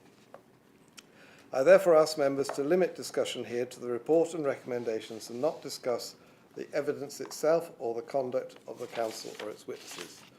Councillor Lees has introduced a motion and now amendments for an independent inquiry. May I ask him to consider that the role given to the independent person as chair will ensure that the Task and Finish Group conducts itself in such a way. The representation from each of the political groups will support such independence. In running a review such as this, it will be important that the independent person can quickly identify specific issues to address. The involvement of councillors who will greatly assist in satisfying that need. In this respect, and if you look on the database, the application database, you will see the tens of pages of evidence that could be considered in this respect. Can Councillor Lees also note that the mover and seconder both presented evidence at the appeal? Indeed, I believe all councillors are aware of the excellent work that Councillor Wayne undertook in bringing evidence to the attention of the Planning Authority, and indeed, I had to withdraw from the original committee decision because of the position I had taken prior to that meeting.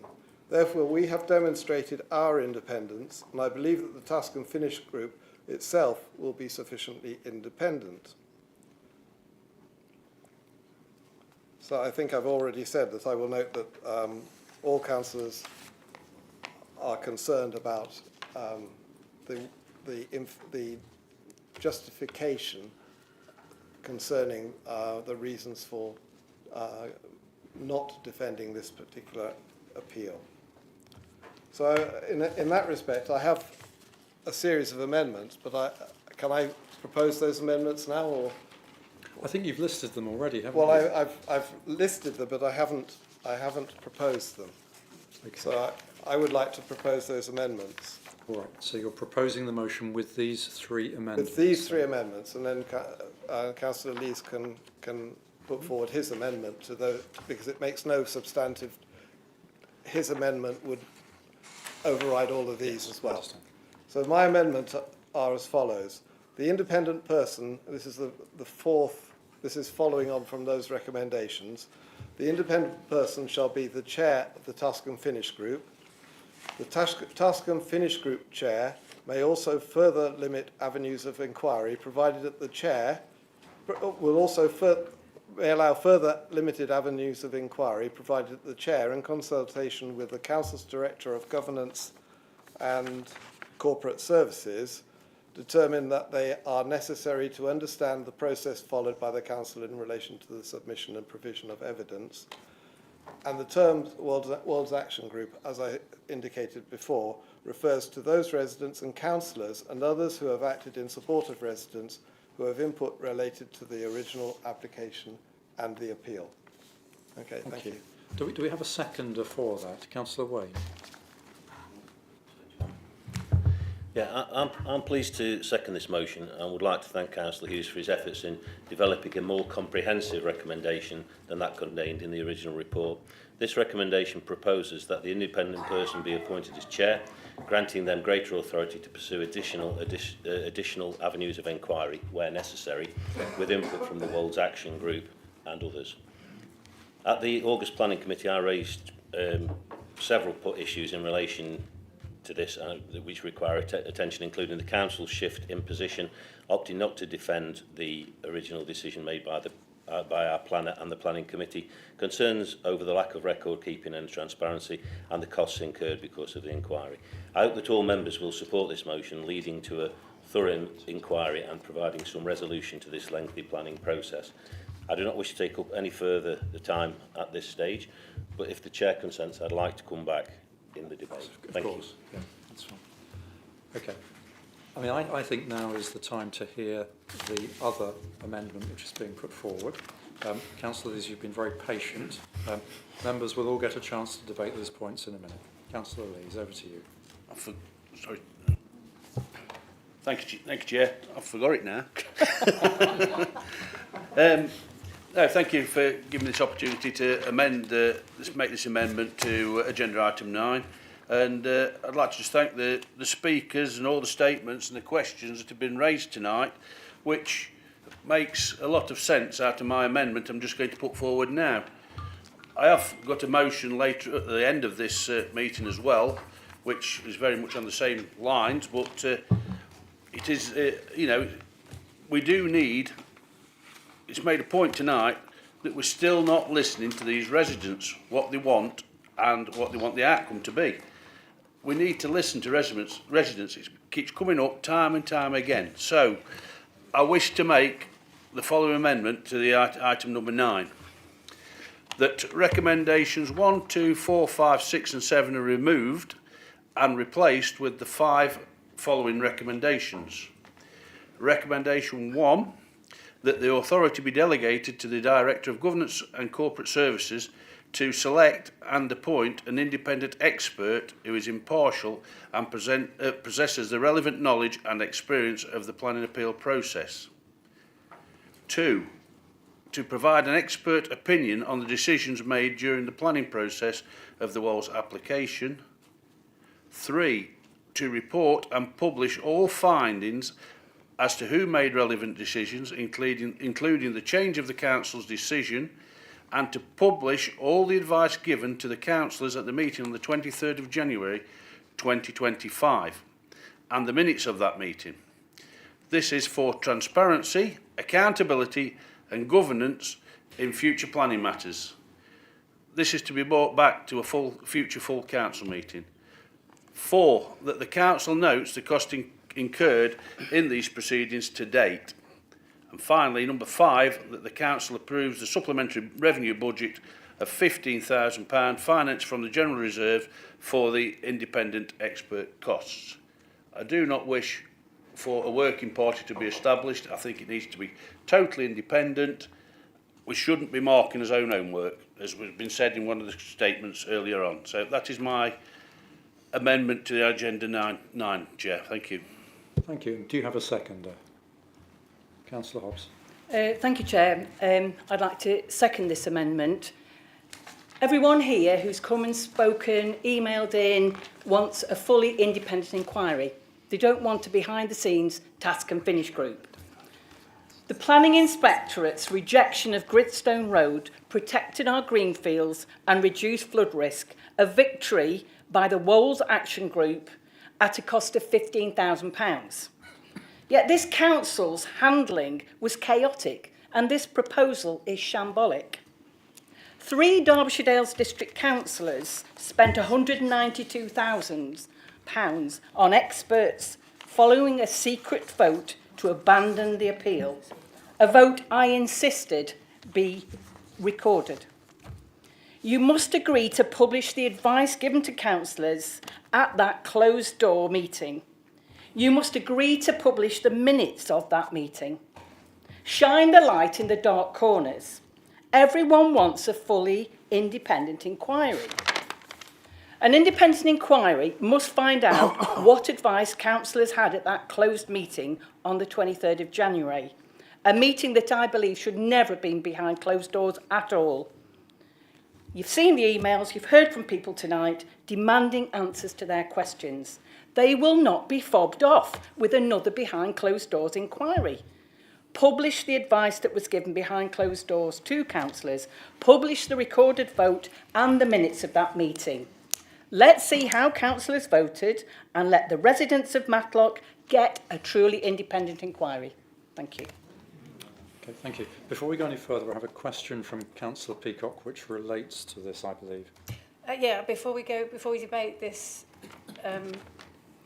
amendment, can I just ask what the legal status is with regard to publishing that legal advice? Are we able to do that, or is there any kind of issue with it? Through you, Chair. I mean, at the moment, it is protected by legal privilege, and to my knowledge, that legal privilege has not been waived. Therefore, I can't advise whether it will ever be released unless it goes through that, that process. That's just the way that the legal system does work. And I can't sit here and say that that can be waived without looking into the details and asking for those permissions for it to be waived. Yeah, point of order. Yes. Can I just inquire the status of what Councillor Lees has put forward? Is it actually an amendment, or is it a totally new motion that's been put forward? Well, it's a good question. I mean, there's obviously a substantial change to what is in the papers in front of you, but nevertheless, it is an amendment technically at the moment. And technically, we've now had 2 amendments and we're into debate.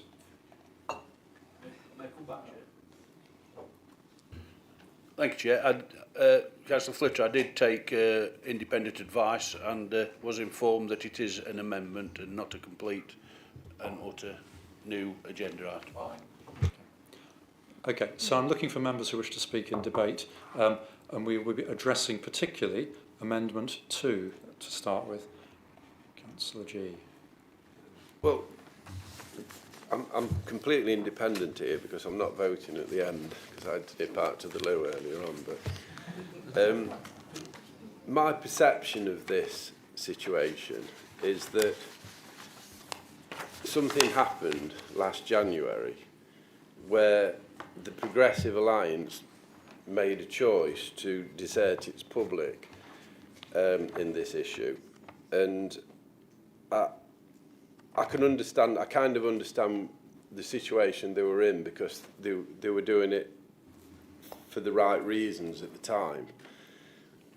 But in the end, the outcome was that the public won the appeal.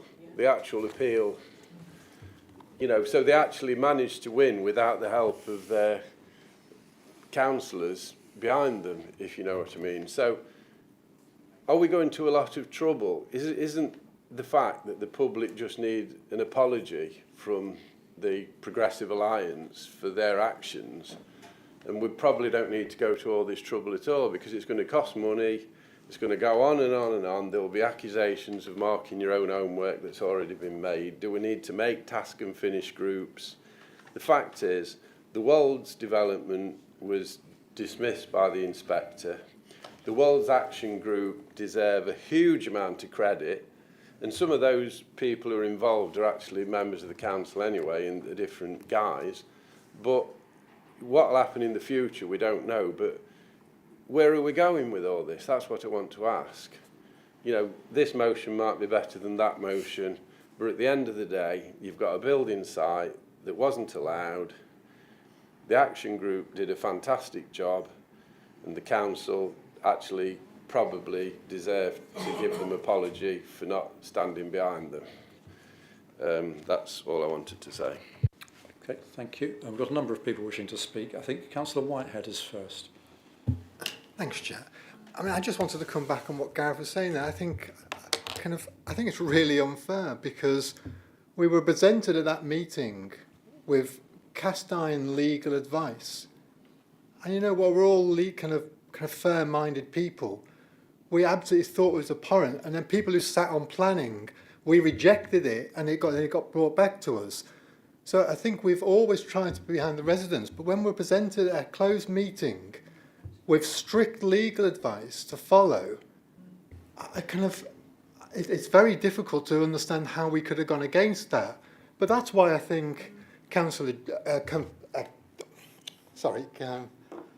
that's why I think the amendment is actually the right one. We need to have the transparency because I'm now of the same mind. The legal advice we were presented just seemed like garbage in hindsight now. And we need to uncover that. So while I accept what you say, Kerry, that we need to there's a process we have to go through, I think unfortunately we do have to go through that process and look to try and waive whatever we need to waive so we can open it up. Because I voted in favour based on the advice I was given, and I'd like to know how I was misled. So this is not about cheap political point scoring. This is about transparency and honesty. Half of this council, more than half of this council, were completely misled by the information that was presented to us.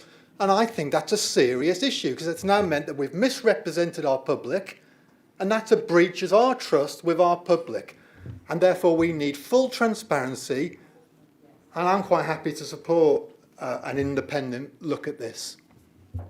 Okay, thank you. Councillor Dobbs. Thank you, Chair. I hope you didn't miss the first few sentences of what Officer Steve Cape said, because nothing is the end of the story in planning and development. We have to tiptoe around this incredibly carefully. But as it happens, I went through a planning inquiry, which was nearly as expensive as this one, and that's in the public domain, so I can share some thoughts with you about that. Firstly, and please let this sink in, this was not a local plan site.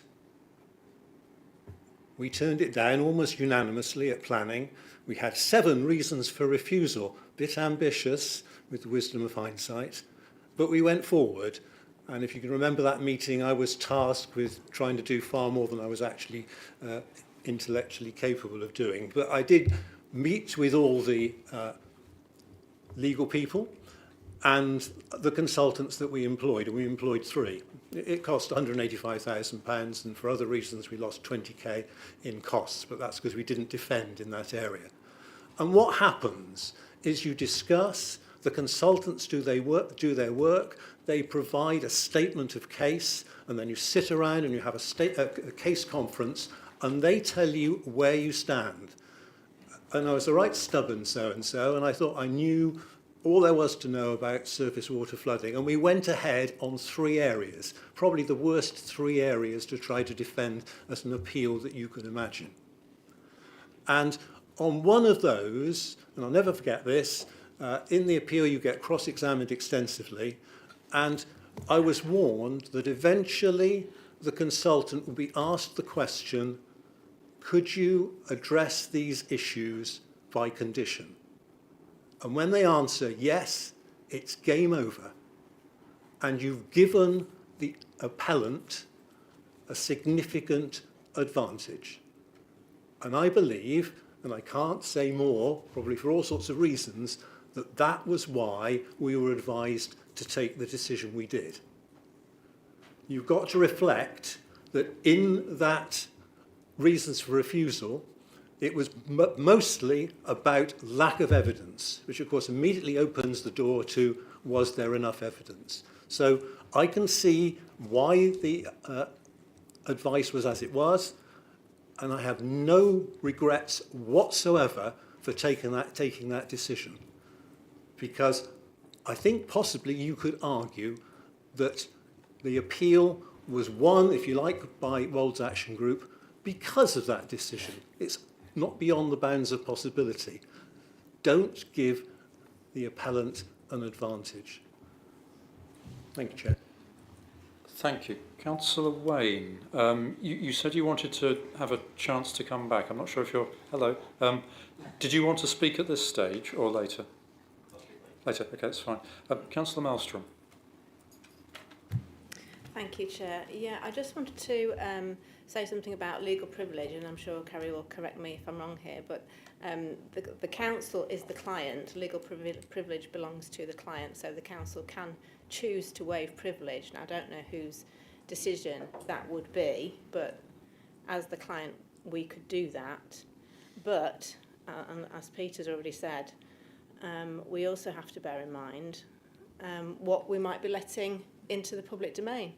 If we waive privilege and publish legal advice, once it's out there, and by definition, if something's in the public domain, then we've given it to William Davis. So we need to be very sure that what we want to do is to give that legal advice to William Davis or whoever else might in future want to develop that site. Okay. Councillor Hobson. I just wanted to say there's various people saying how they voted at this meeting, which I'm told was a confidential meeting and we couldn't speak about it. But can I say it was not a unanimous decision to follow that advice, and I certainly did not follow that advice. Thank you. Okay, thank you. Councillor Peacock. I want to attempt to dial down the temperature in this debate a little bit, and I want to dial down expectations, because I think there are potentially some lessons to learn that might be useful for future applications on that site or future inquiries. But what we're essentially talking about doing, whether we do it by an independent person or a task and finish group, as Councillor Hughes has suggested, what we're essentially doing is we're asking why the judgment of one group of experienced professionals in the end disagreed with the judgment of another group of experienced professionals, okay? And we can't do that without the cooperation of those experienced professionals. If we start throwing around accusations and looking for scapegoats, those people are not going to cooperate with us. And I think we just need to lower our expectations a little bit, really. This is, at the end of the day, the reason that this happened is to do with the balance of judgment, which can go one way, can go the other. It's not as clear-cut as some councillors are trying to make out. Thank you. Councillor O'Brien. Thank you, Chair. Although I was co-chair of the planning committee at the time of the public inquiry, I took no part in, had no part to play in the decisions that were taken leading up to the approach to the inquiry. Nor, in fact, did I attend the closed meeting that people have referred to. So I have absolutely no idea of any of the reasoning which applies to what we're discussing. And I would like to understand, say personally, I would like to understand the processes involved. In relation to the amendment put forward by Stuart Leeds, I think Councillor Whitehead has made a very strong case for why it would be helpful to an independent chair to have the support of council members, because Councillor Whitehead might, like myself, has questions that they would like to answer. So I think a case has been made during this debate for the proposal, which is to have a truly independent chair, and it will be the chair who reports to the council, not the working group. The chair will make the report. It will be the chair who writes the report, with or without support, unanimous support of the working group. It will be the chair's report. But that role for the chair will be enhanced if she or he is supported by a group of members. Thank you, Chair. Okay, thank you very much. Councillor Flitter. Thank you, Chair. Just on the points that Councillor G brought up, and it talks about an apology, but then contradicts himself by saying we did it for the right reasons. So I'm struggling to understand why we should apologise if it's known that we did things for the right reason. But I do agree with him on that I don't see an end to this, because what is going to transpire is that we're going to get a report back from an independent chair, and it has to be a strong independent chair to actually bring out the information that the public deserve to have, the information that we deserve to have, because I feel, like many, that we were let down, but not by officers of this council, because at no time has that ever been suggested, but by the professionals that we brought in, we actually did disagree with. But every question we get answered poses another question. And that goes on as long as infinitum, if you like, because there's always going to be somebody that will not agree to what the outcome of the independent review is. Now, I think this is a poison chalice, because whatever this council does, there's going to be an avenue for somebody to attack us yet again. And that is wrong, because we're doing things for the right reasons and we acting responsibly within legal parameters. I've already voiced, I quite agree with Councillor Whitehead, but if local people saw the anguish of a meeting that we had with council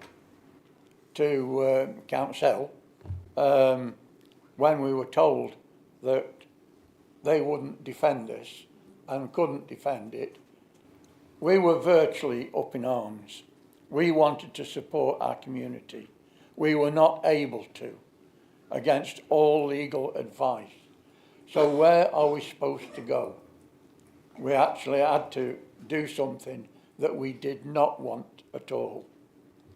And I'll just remind people, I got into a lot of trouble on that because it was my insistence that this wasn't dictated to in a room in private. It was a council decision, whether it be wholeheartedly supported or not. It came to council, it was aired, it was over and above board. But it had to be restricted to the public for the reasons that Councillor Maelstrom has put out. You do not go to court playing all your aces in public. That is not the way the world works.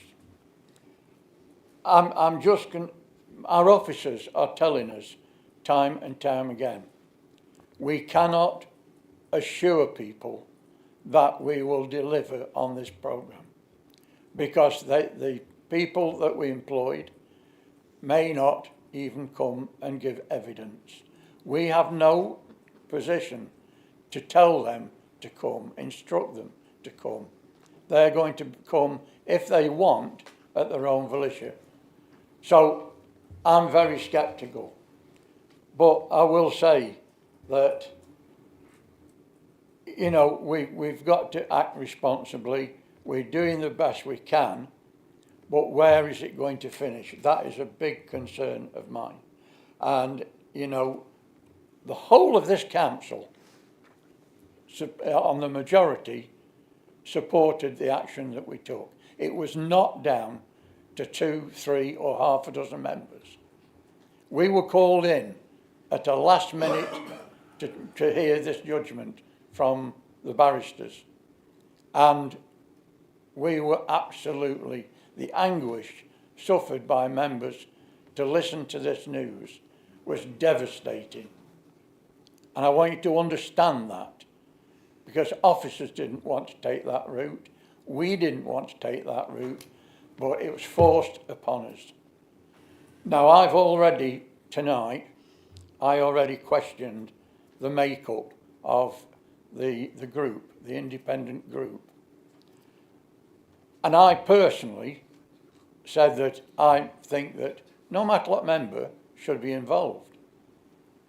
And no one with sight of being involved with planning should be involved.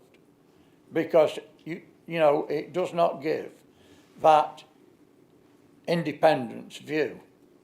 But it's been sold to me tonight that what you've heard, that the two Matlock members will be able to give evidence as well as the Walls Action Group. So that is a plus. So I'm willing to support this the motion as it stands, but I will not go support the amendment because I think that is taking away a lot of the emphasis that the people and the councillors want to hear. Thank you, Chair. Okay. Councillor Bond, I think you had your hand up. Yes, thank you, Chair, and I'm very grateful. In some ways, I feel a little bit removed from some of the process that went on, but I am grateful for all the reading I've been able to do and the way in which people have expressed themselves. In some ways, for me, this appears to be an issue of confidence. Confidence that the public, the voters, the electorate can have in councillors and officers and advice taken, the process to arrive at a correct decision. And that appears to me not to have happened for whatever reason. But it's the for whatever reason that becomes the issue. That councillors want to hold their heads up with their wards and their electorates to say, well, we did the best we could. But actually, the fact that this happened casts doubt on that. And nobody wants that as a councillor. We want to be feeling that people have confidence in us, that we are represented by and informed by officers and the opinions that we receive, that we pay for, and that is both sound and will help us in our positions as councillors. And that feels to me to be completely undermined. We feel undermined. As I said, I'm not really been a part of the process overall, but I feel undermined in what has happened, that people can point at me.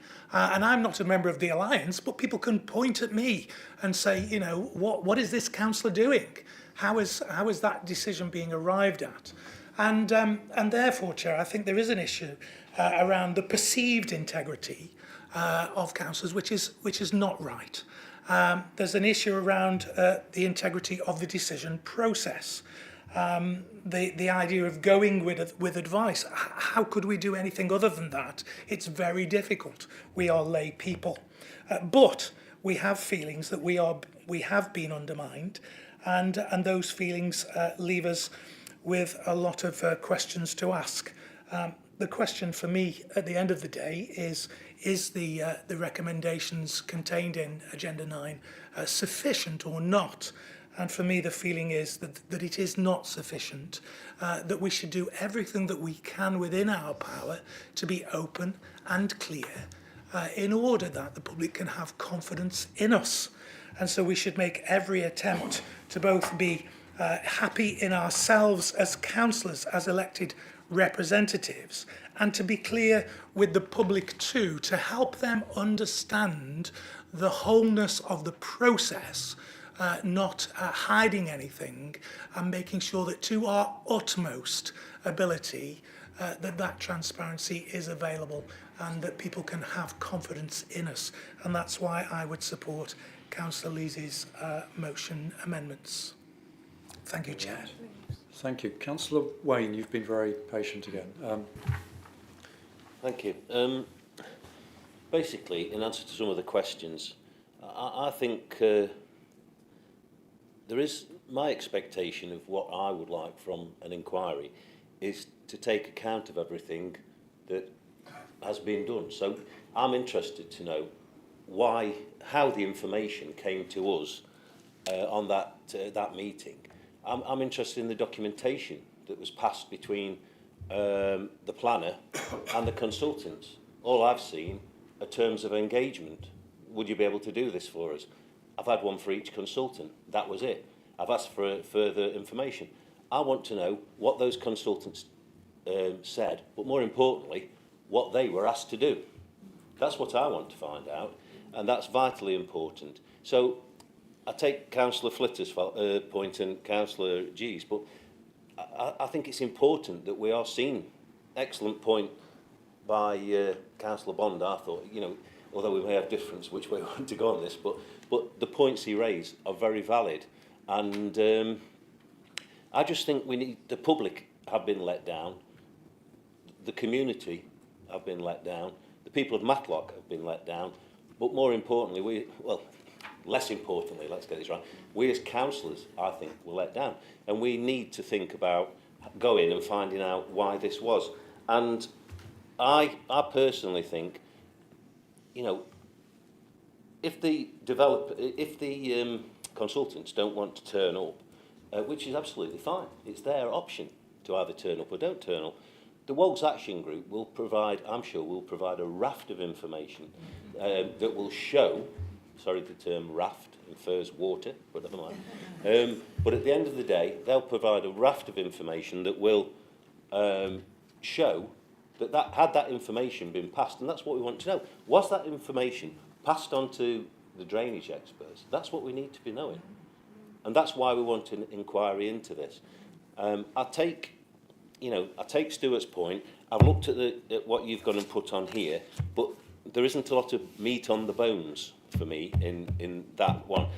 It should be an independent inquiry, most definitely, but I think it would be an independent inquiry if we had an independent person as a chair with other people involved.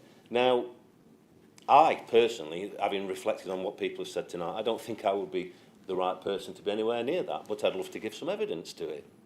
So that's where we're at with it, and that's what we should be utilised for, and that's answering to Councillor Flitter's point. I think the initial agenda item 9 is thin.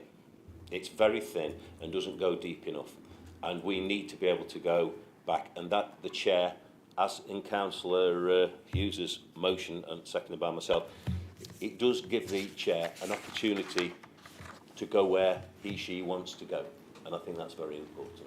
Thank you. Councillor Hughes. Thank you, Chair.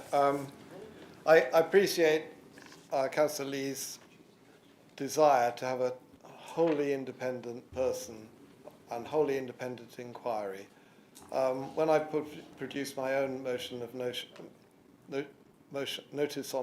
on notice, which resulted in this officer report, I dwelled on that, and because I started with that with an independent person. Then I looked at our experience of independent people running independent inquiries, and you might like to remember the Ashbourne Black Boys Head debacle, where the independent person had made a real hash of the evidence and had failed to produce a satisfactory report, certainly not one that I would have paid for. And I must admit, I felt I'd demolished his input in the debate, and then it turned out, because the microphone wasn't switched off at the end of the meeting, and some very rude remarks were made by the director of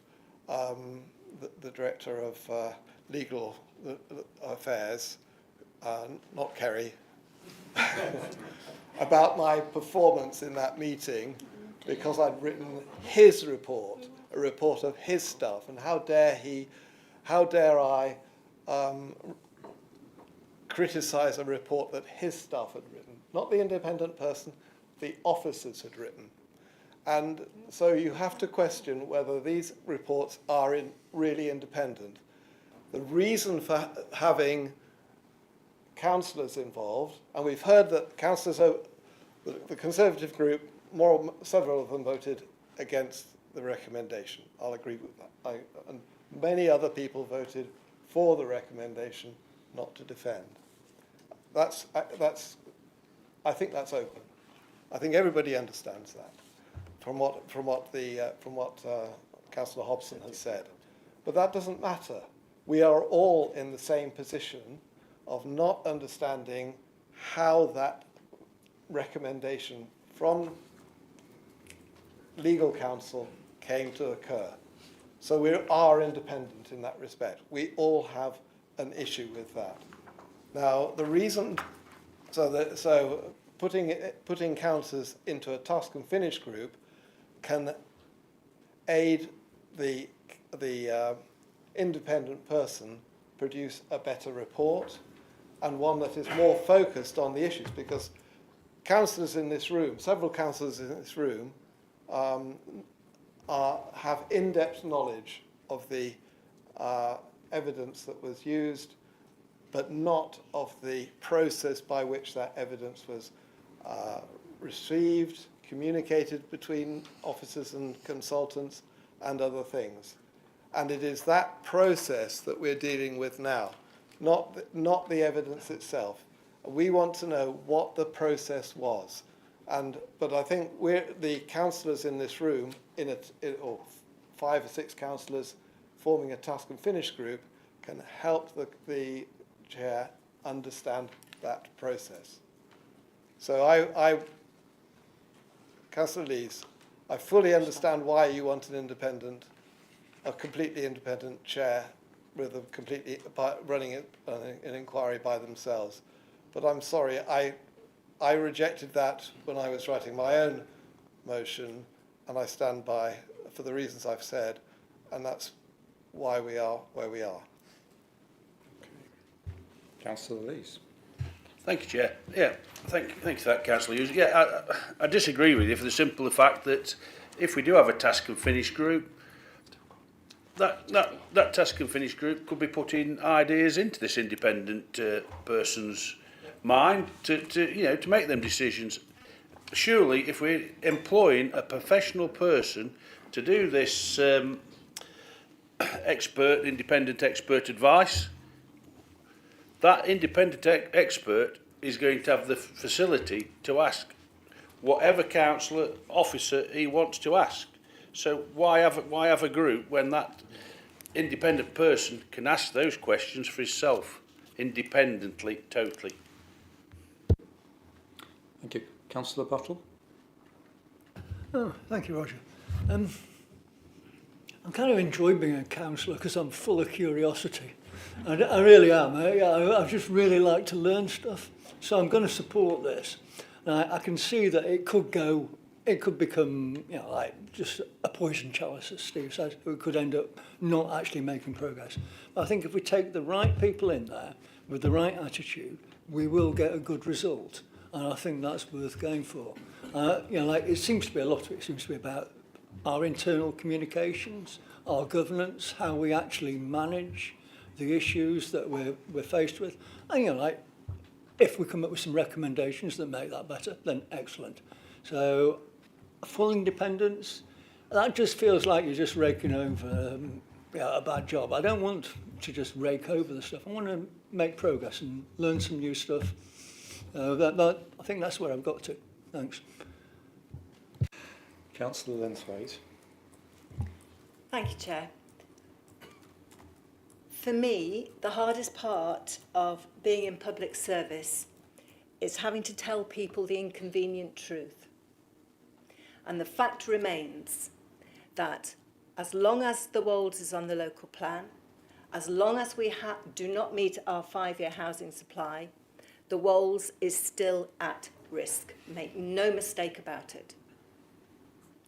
Anyone who is still peddling the myth that taking the Wolds off the local plan is the answer to our problems is doing an enormous disservice to the people of Matlock in raising expectations that simply cannot be met. The Wolds cannot be removed in and of itself. The whole plan has to be looked at. If we continue to have failed to meet our 5-year housing supply, it doesn't matter whether it's on the local plan or not. It's still at risk. What I am interested in is learning the lessons of how the evidence was handled and how it was assessed. And for me, this is vital because we could well have to go through this whole process again with another application. And my concern about a fully open and independent inquiry is the unintended consequences. We have to keep some powder dry because we do not know what's coming down the line. We just don't. I have heard a lot of breast beating this evening and valiant attempts to claim the moral high ground. What I see is 34 councillors, only 3 of whom continued to support the community and fight the Wolds application. We may be called upon to do so again. And I want to be in the best position possible for defending anything that comes through in the future. And that's why I'll be supporting the original motion. Thank you. Councillor Whitehead. Thanks, Chair. I think it's been a really cordial debate. I don't think it's been heated at all. I think there's been some excellent discussions, some excellent points.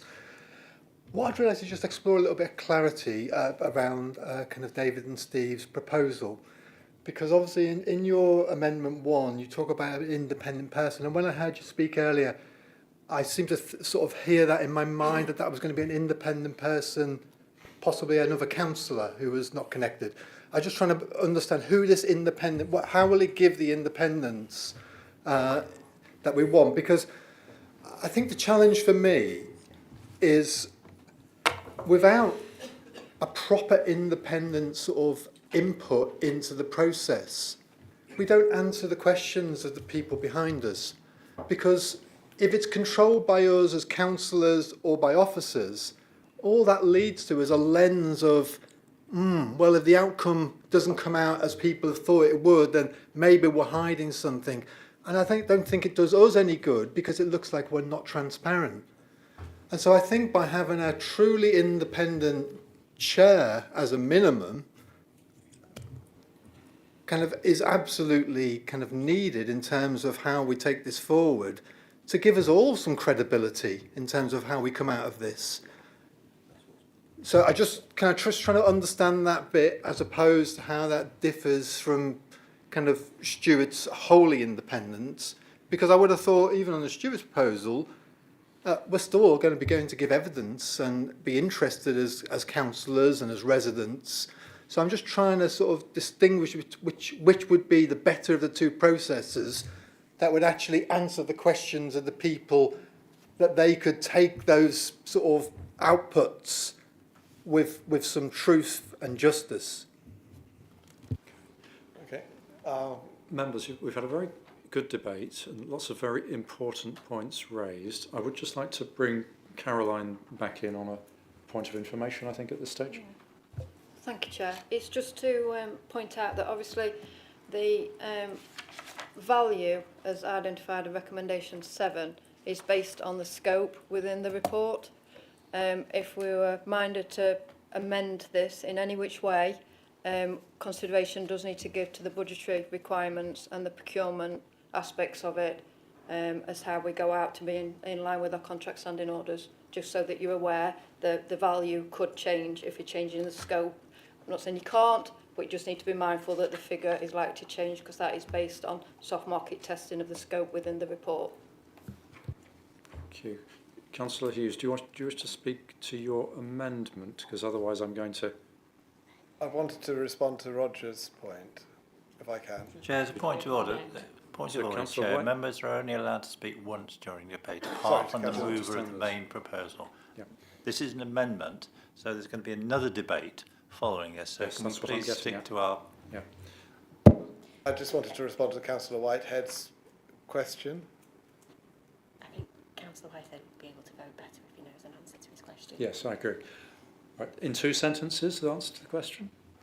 The independent person would need to be a professional person who understands the planning, process, and particularly the process at appeal. Okay, thank you. That was in 1 sentence. Amazing. All right, so I think we've come to the end of the debate. We have 2 amendments in front of us. First of all, I think we need to decide on Councillor Lee's amendment. So, without further ado, could we please have... Yes, you do, of course, yeah. Thank you, Chair. Yes, some interesting conversations and debate. I still stand by that we should have somebody totally independent. He's got the ability then to ask whatever he wants to ask, but I do wish to sum up, I wish my recommendations 1 to 5 are accepted. If you want me to read them out again, I will do, but everybody's got a copy of this, so... All right. What I do want to make sure is that everyone is quite clear what they're voting on. So do you want me to go through my recommendations again? All members have got them in front of you, haven't you? So... Do you want me to do it for the... I don't think it's necessary. Public opinion, general public, if you like. I think they have heard them already. Yeah, but I think, just to sum up, Chair, what the original agenda item is, to me, it is not listening to what the public want. My amendment should sort that issue out, and it'll make we've got this. The public have got no confidence in this council. Choose whichever party we're from, we need to get that trust built up with our general public and our electorate. So that is why I'd like this amendment to stand. Thank you, Chair. Thank you. Now, we have had...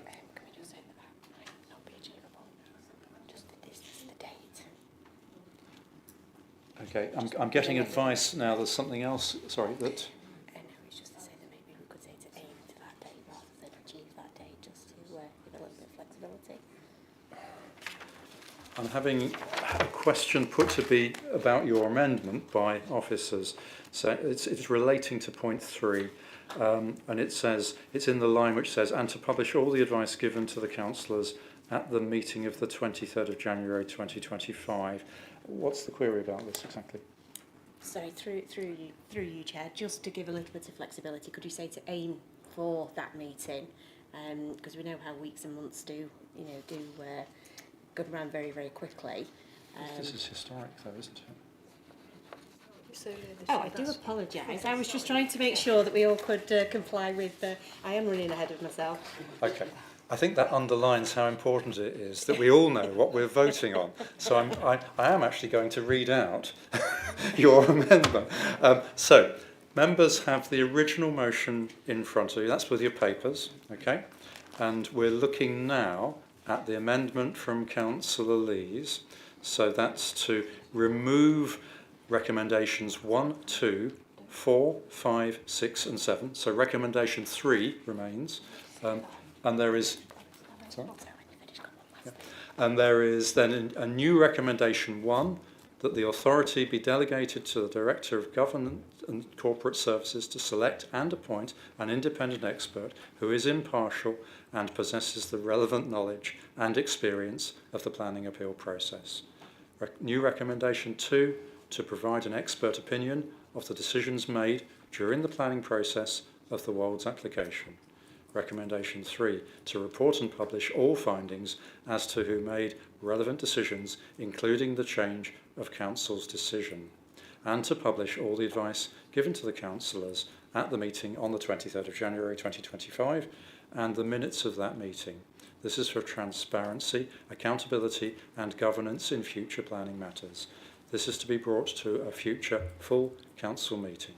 4, that the Council notes the costs incurred in these proceedings to date, and 5, that the Council approves a supplementary revenue budget of £15,000, financed from the general reserves for the independent expert costs. Do we all understand what we're voting on? Yes. I just want to have a point about the publishing of the advice in resolution 3 is subject to legal privilege, which we may Yes. And a reminder, just in case you needed it, that the reporting and publishing of legal advice in those relevant decisions may be subject to legal opinion. Okay, we have had I think a very, very good and informed debate. I thank all members who've taken part in that. This is one of those subjects which is very, very important, both for the credibility of the Council and the way it functions going forwards.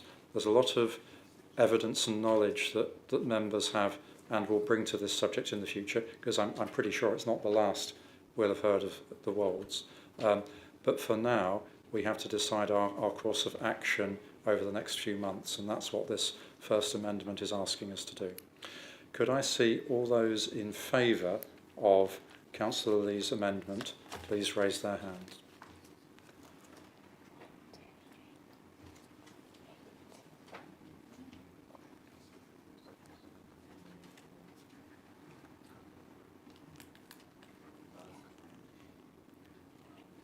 We got that? Yeah. Okay. And all those against?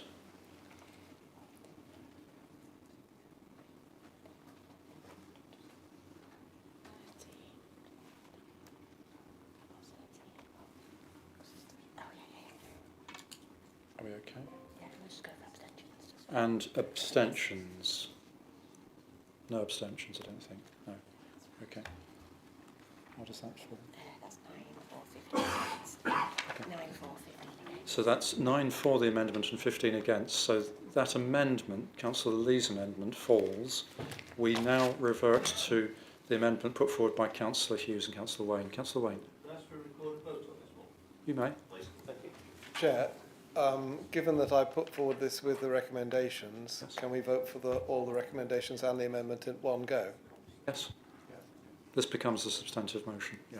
Okay. All right. So we've asked for a recorded vote. Can I just ask where this amendment applies? It's going to be following the original resolution. Right. So yes. So we've got, again, for clarity, I will read out the amendment that now faces us. So we have the original motion on your papers, and we have 3 additional points. Firstly, that the independent person shall be the chair of the task and finish group, that the task and finish group chair may allow further limited avenues of inquiry, provided that the chair, in consultation with the council's director of governance and corporate services, determines that they are necessary to understand the processes followed by the council in relation to the submission and processing of evidence, and that the term World's Action Group refers to those residents and councillors and others who have acted in support of residents who have input related to the original application and the appeal. So that's now what's in front of us, okay? And we have a request for a recorded vote. So can we now undertake that, please? Chair, can I speak on the motion, please? Sir? May I speak on the proposal, please? Of course. I support the thrust of the proposal, but I have 2 issues with it. First is, I don't think the Community and Environment Committee is the appropriate committee to report to. This is a report on processes, which is not within the purview of the Community and Environment. My preference would be for at the very least, for the independent chair's report to go to the Governance Resources Committee. Well, I really think it should go straight to the Council. And my second issue is that there are no terms of reference for the review, should we call it that? And Caroline has already referred to the fact that the budget is set at £15,000, but that was without any terms of reference. I think we've heard today, this evening, reference to what the task and finish group, what the inquiry should cover, but we've no answer to that. And I really think it's very difficult to appoint an independent chair, a chair of any sort, unless you can tell them what the terms of reference of the task are. So my preference would be, I'm not going to go to the trouble of putting an amendment, but I'll leave it to the proposer. My preference would be that members agree the terms of reference for the review before anyone is actually appointed to undertake the important position of chairing. Okay. Councillor Whitehead. Can I just come back on that point though, because the thing is, if we're going to go to the trouble of putting an independent chair in, the independent chair has to be kind of leading the terms of reference. So we should scope it, absolutely, Peter's right, but we should not be doing the terms of reference before the chair is in place, because then we've dictated the process for an independent chair. It's a ridiculous, it's a crazy thing to say. So absolutely, I agree, maybe we need a better scope, but the terms of reference can't come in before the chair is appointed. Okay. Councillor Buttle. I do agree with the bit about governance and resources, though. It really does feel like a governance issue rather than community and environment issue. Okay. That's a good point. And Councillor Bond. Chair. Yes, thank you, Chair. Sorry. I think I will accept the first of those amendments as that the report should go to either council or GNR. And that's accepted by the seconder. Okay, that's a simple point. Councillor Bond. Yes, thank you, Chair. Just before we move on, just a general point about time. It's now after 8:30. And I also, Chair, I noticed the last meeting, which I thankfully was not at, it went on till after 10:35. in the evening, and I just wondered if when we considered extending the meeting, whether we could just have some clarity about what that means, because in the Constitution, I'm going to read it and I want to comment on it, please. It says, unless the majority of councillors present vote for the meeting to continue, any meeting that has lasted 2.5 hours will adjourn immediately. So we're going to vote on that. Then it says the meeting will continue for a further 30 minutes. And then it says in brackets, to be extended at the chair's discretion to enable business to conclude and avoid any suspension in debate on a particular issue. Any outstanding matters will be adjourned to a future meeting. So it does mean that after this point, that we will adjourn the council and all agenda items will be adjourned to a future meeting. And I think I'm right about that, but just if you could clarify that. I could be wrong, of course. Okay. Well, there's another half hour which we can vote on. Yes, I get that. And then your point is at that point. I understand that, yes. But that pertains to this item and not to new business. Okay. We have another half hour anyway if we choose to vote, and then I believe it pertains to that item. But we'll take advice on that in a second. We will have a break in a minute. Yes, sorry, Chair, just to read it again. To enable business to conclude and avoid any suspension debate on a particular item, which is this item, any outstanding matters will be adjourned to a future meeting.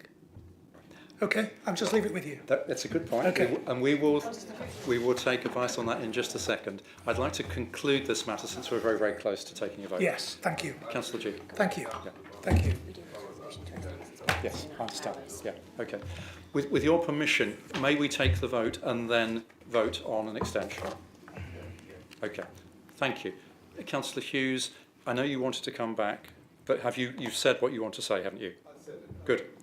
To include the first of Councillor... Yes, so yeah. we have that change to reporting to governance, resources or full council. Okay. Go on. I'm confused now.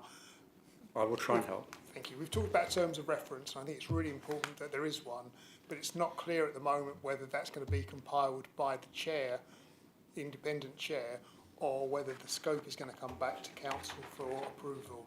I'd just like that to be sorted out. Okay. Do we have any officer comment on that? I think it would be for the mover or the seconder of the motion to clarify, but it appears to me that the terms of reference or the scope for the terms of reference is set out in recommendation 1, and that remains part of the substantive motion. Yeah, that was exactly the point I was going to make.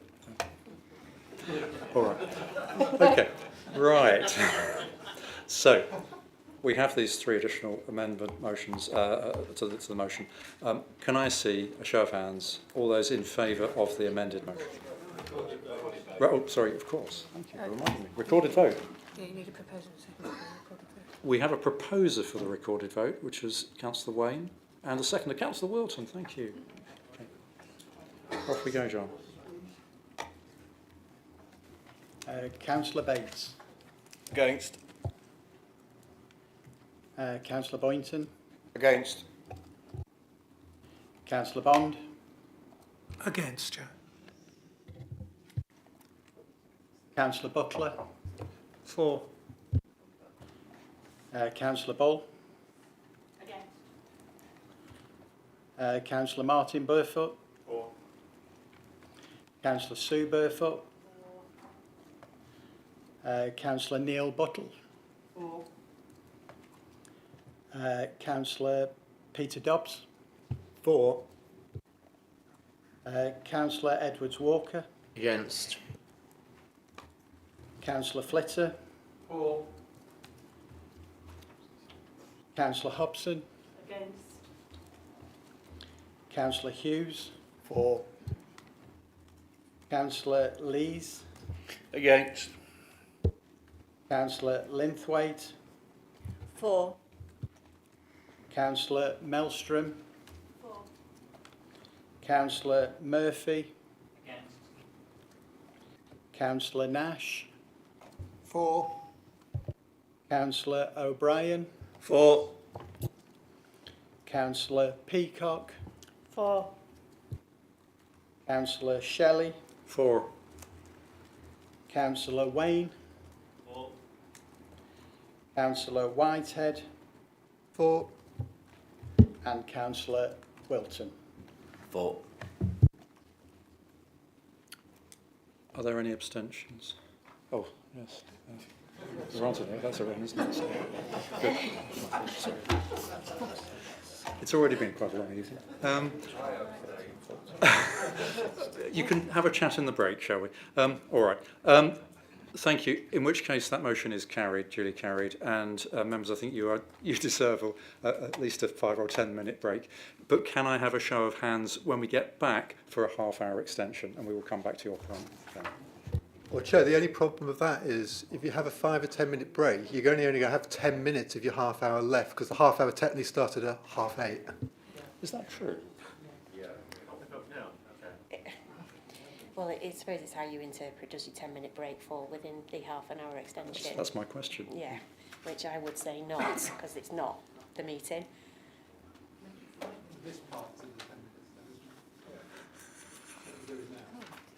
If you want that, if you want it to be included. The sooner we decide this, the sooner we get back to this. Okay, all those in favour of having that half-hour extension after a break?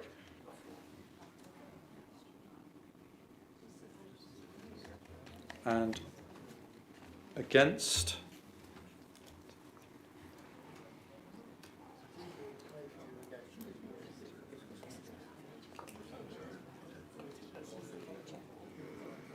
And on this occasion, are there abstentions? No. 14 for, 10 against. So we voted to have a very brief break and then half-hour extension. Thank you. I'm not saying if that's it yet. Yeah.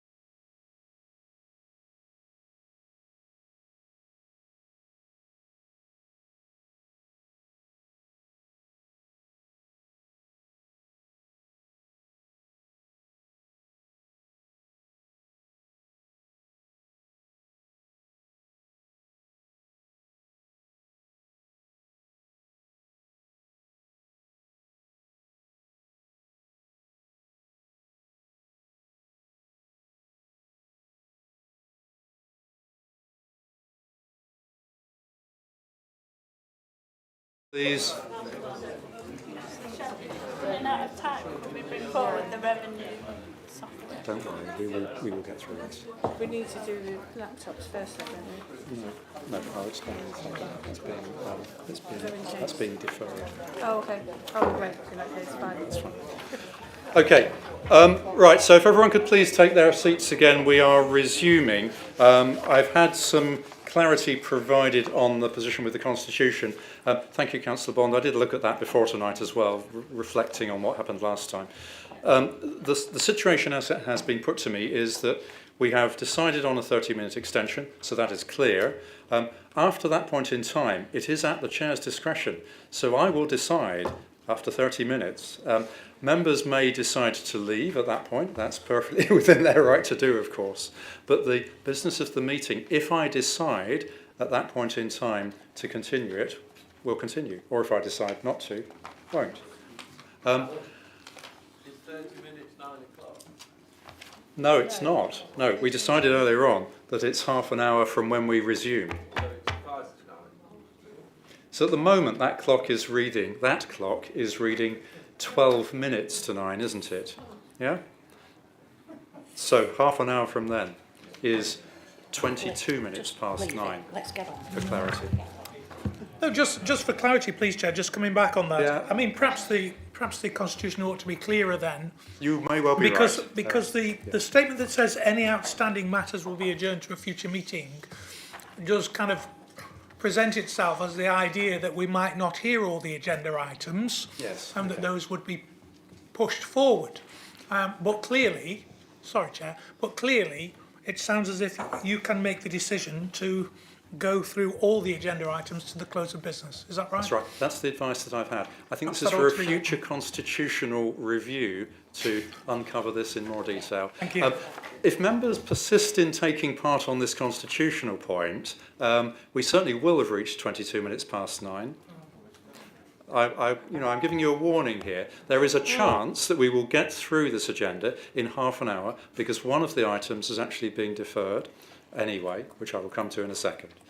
If you have a very, very brief point, Councillor Evans-Walker, I will tolerate it. Yeah, only that half an hour from 12 minutes to is 18 minutes past, not 22 minutes past. Well, I'll let you into a secret about my O-level maths one day, but yeah. Chair, I just need to say I've got a pecuniary interest Yes. on item number 10, so I can't vote on that. That's absolutely fine. Thank you for letting us know. All right, so we are now indeed onto item number 10, which is the review of Members Allowance Scheme. Jason, would you like to introduce this, please? Thank you, Chair. I'll try and keep it as brief as possible. In accordance with the 2003 regulations relating to members' allowances, the Council has sought the view of its independent remuneration panel on a number of issues relating to the current members' allowances scheme. The details of those items are included in the executive summary in the report attached to my report. I'll just go through each of the items individually and just go through what the recommendations are. The main driver of asking the IRP to meet was following the annual meeting in May. The Council established a local plan committee. The existing members' allowance scheme didn't provide for a special responsibility for the post holders of chair and deputy chair of that new committee, and so the IRP were asked for an opinion on whether an SRA should be paid for those two roles, and if so, what level it should be set. You'll see in the report, and the justification from the IRP is set out in their report, that they're proposing that the chair of the local plan committee is paid an SRA at 30% of the leader's SRA, which equates to £4,414 a year. And they have also recommended that that SRA is backdated to the date of the council meeting in May when that committee was established. The second point was on the Vice Chair of the Local Plan Committee. They've again recommending that that role is paid in SRA, but the SRA is set at 30% of the Chair of the Committee's SRA, which equates to £1,324. And this is also recommended that is backdated to the Council's annual meeting. Another issue that was outstanding that we referred to the Independent Remuneration Panel was clarification on whether they felt that travel to and from political group meetings should qualify for as an approved duty, so that mileage could be claimed. The view of the panel is that the basic allowance that's currently paid to all members of the council is deemed to cover that type of business, so that the list of approved duties should not be amended, but that the current scheme of allowances scheme be amended just to clarify that point for future reference. The other thing the panel have looked at, because they were meeting anyway, is about the index linking of members' allowances payments. So the current arrangement is that that the basic allowance is linked to any inflationary pay awards for staff employed at spinal column point 43. So when someone at spinal column point 43 gets a pay increase, an inflation pay increase, the members' basic allowances and SRAs are increased at that same percentage rate. The panel also, the current scheme also links travel allowance rates to the current HMRC approved rates, and it also links subsistence allowances to the same rates that apply to officers. And then finally, the dependent carers allowance is the childcare element is linked to the national living wage, which is currently £12.21 per hour, and the elderly and other dependent relatives element is indexed to the median hourly rate charged for a home care assistant by Derbyshire County Council Social Services Department, and that is £13.26 per hour. But that indexation is due to end next year. What the panel have suggested, that in light of local government reorganisation, that the council approves that indexation to be extended for a further 4 years, beginning on the 1st of April 2026, and that should carry the council through to the end of local government reorganisation without having to refer it further to the IRP.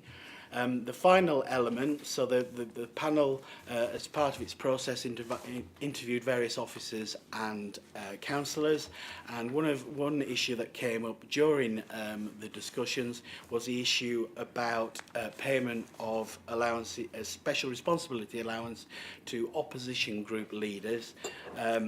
You'll see in the report that the panel acknowledged that that issue was not looked at when the council size was reduced in 2023 from 39 to 34 councillors.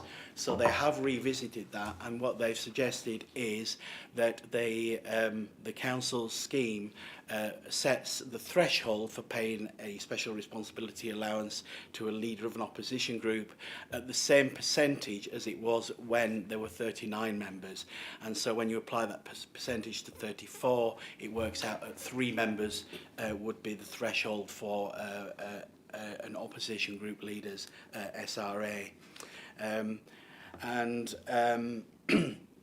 Just for clarification, the panel are not recommending a change to the principle that if a member is already in receipt of one SRA, they don't receive a second one. So that principle stays. So on that basis, if Council is minded to approve the recommendations this evening, there's no significant impact on this year's budget for members' allowances, because there are a number of allowances that are not currently paid because those post holders already are paid an SRA for another role. But the report is also proposing that for future years we make provision of an additional 5,739 in the members' allowances budget, so that we can cover those special responsibilities if they are all held by separate councillors. So, and finally, I think I've touched on this already. It's proposed that the SRA changes are applied from the 29th of May 2025, and that the index linking is applied from the 1st of April 2026. The only other point to note is that, according to the legislation, the Council must have regard to the recommendations of the Independent Remuneration Panel. It doesn't have to approve them, so you can, as a Council, approve all the recommendations, some of the recommendations, or none of them. Thank you, Chair. Thank you. Any questions on this from anyone? No. Oh, yes, Councillor Maelstrom. It's actually not really about the report, but I just wanted to say that finding information on the website about members' allowances is quite difficult. So any member of the public who wants to know what we get paid will struggle to find it. And you'd have to know to search the words members' allowances in the search box. And if you do that, you then have to log in with a username and password to get to the document. So I'm just was wondering if that could be looked at by whoever deals with the website. I can have a look. The current Members Allowances Scheme and the current rates are all published in the Council's Constitution, so they're available on the website as part of the Council's Constitution. And also under the transparency regulations, we are required to publish all members' payments made to members in every financial year, and they are published on the section under transparency on the website. But I will have a look and see what searches come up and try and see if we can improve the search engine so that it comes up. Yeah. Okay. Yeah. We have a proposer for this, please.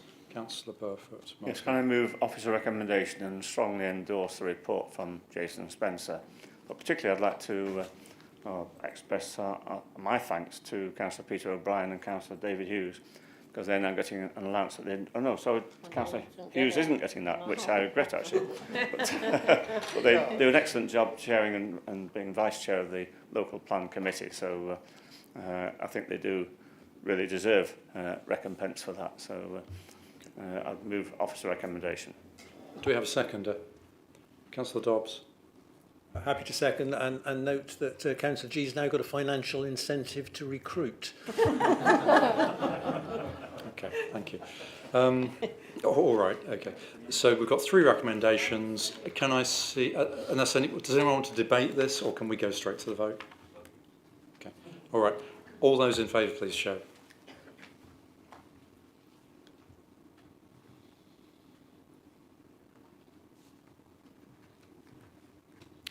And any against?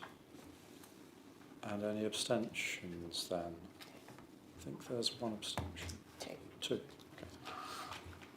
Okay, that's clearly carried. In which case we move on to item 11, which is the capital programme update. Karen.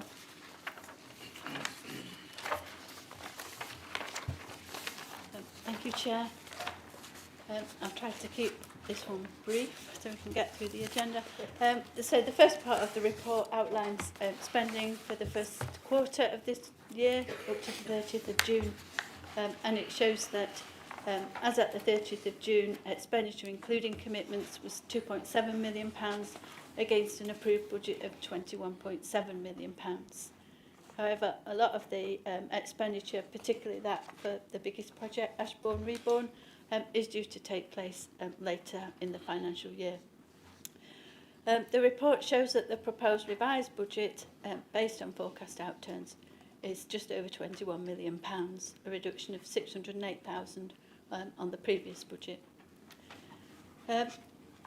So Appendix A provides details of the spending for the first quarter and shows the revised budget for each capital project. And within the report, there are reasons for the significant changes. So the report also seeks approval for changes to the capital programme from 25-26 to 29-30, including associated finances. It takes account of the slippage from 25-26 into 26-27, and it includes two new capital projects within the proposals. So the two new capital projects are shown in paragraphs 2.7 and 2.8 of the report, and they total £31,708, so not that significant. The proposed revisions to the programme are summarised in Table 3 of the report, and they result in a new capital programme of £27,543,481. You can see from paragraph 2.12 of the report and Appendix B that the proposed capital programme can be fully financed from reserves, grants and contributions, and we don't need to borrow. 75% of the programme is made up of capital grants and contributions. So without those grants, we wouldn't be able to carry out projects such as Ashbourne Reborn, disabled facilities grants, and some of the affordable housing schemes. Appendix B shows the impact of the proposed programme on the Council's reserves and the remaining balances. I'm asking members to approve the 6 recommendations set out in the report. Thank you. Okay. Does anybody want to question anything? Councillor Wilson? Okay. Thank you. Do we have a seconder? Councillor Dobbs again. Thank you. Happy to second, Chair, and thank Karen for her report. Okay. Do we have anyone wishing to debate this? No. In which case we're moving straight to a vote on all 6 recommendations in front of you. All those in favour, please show.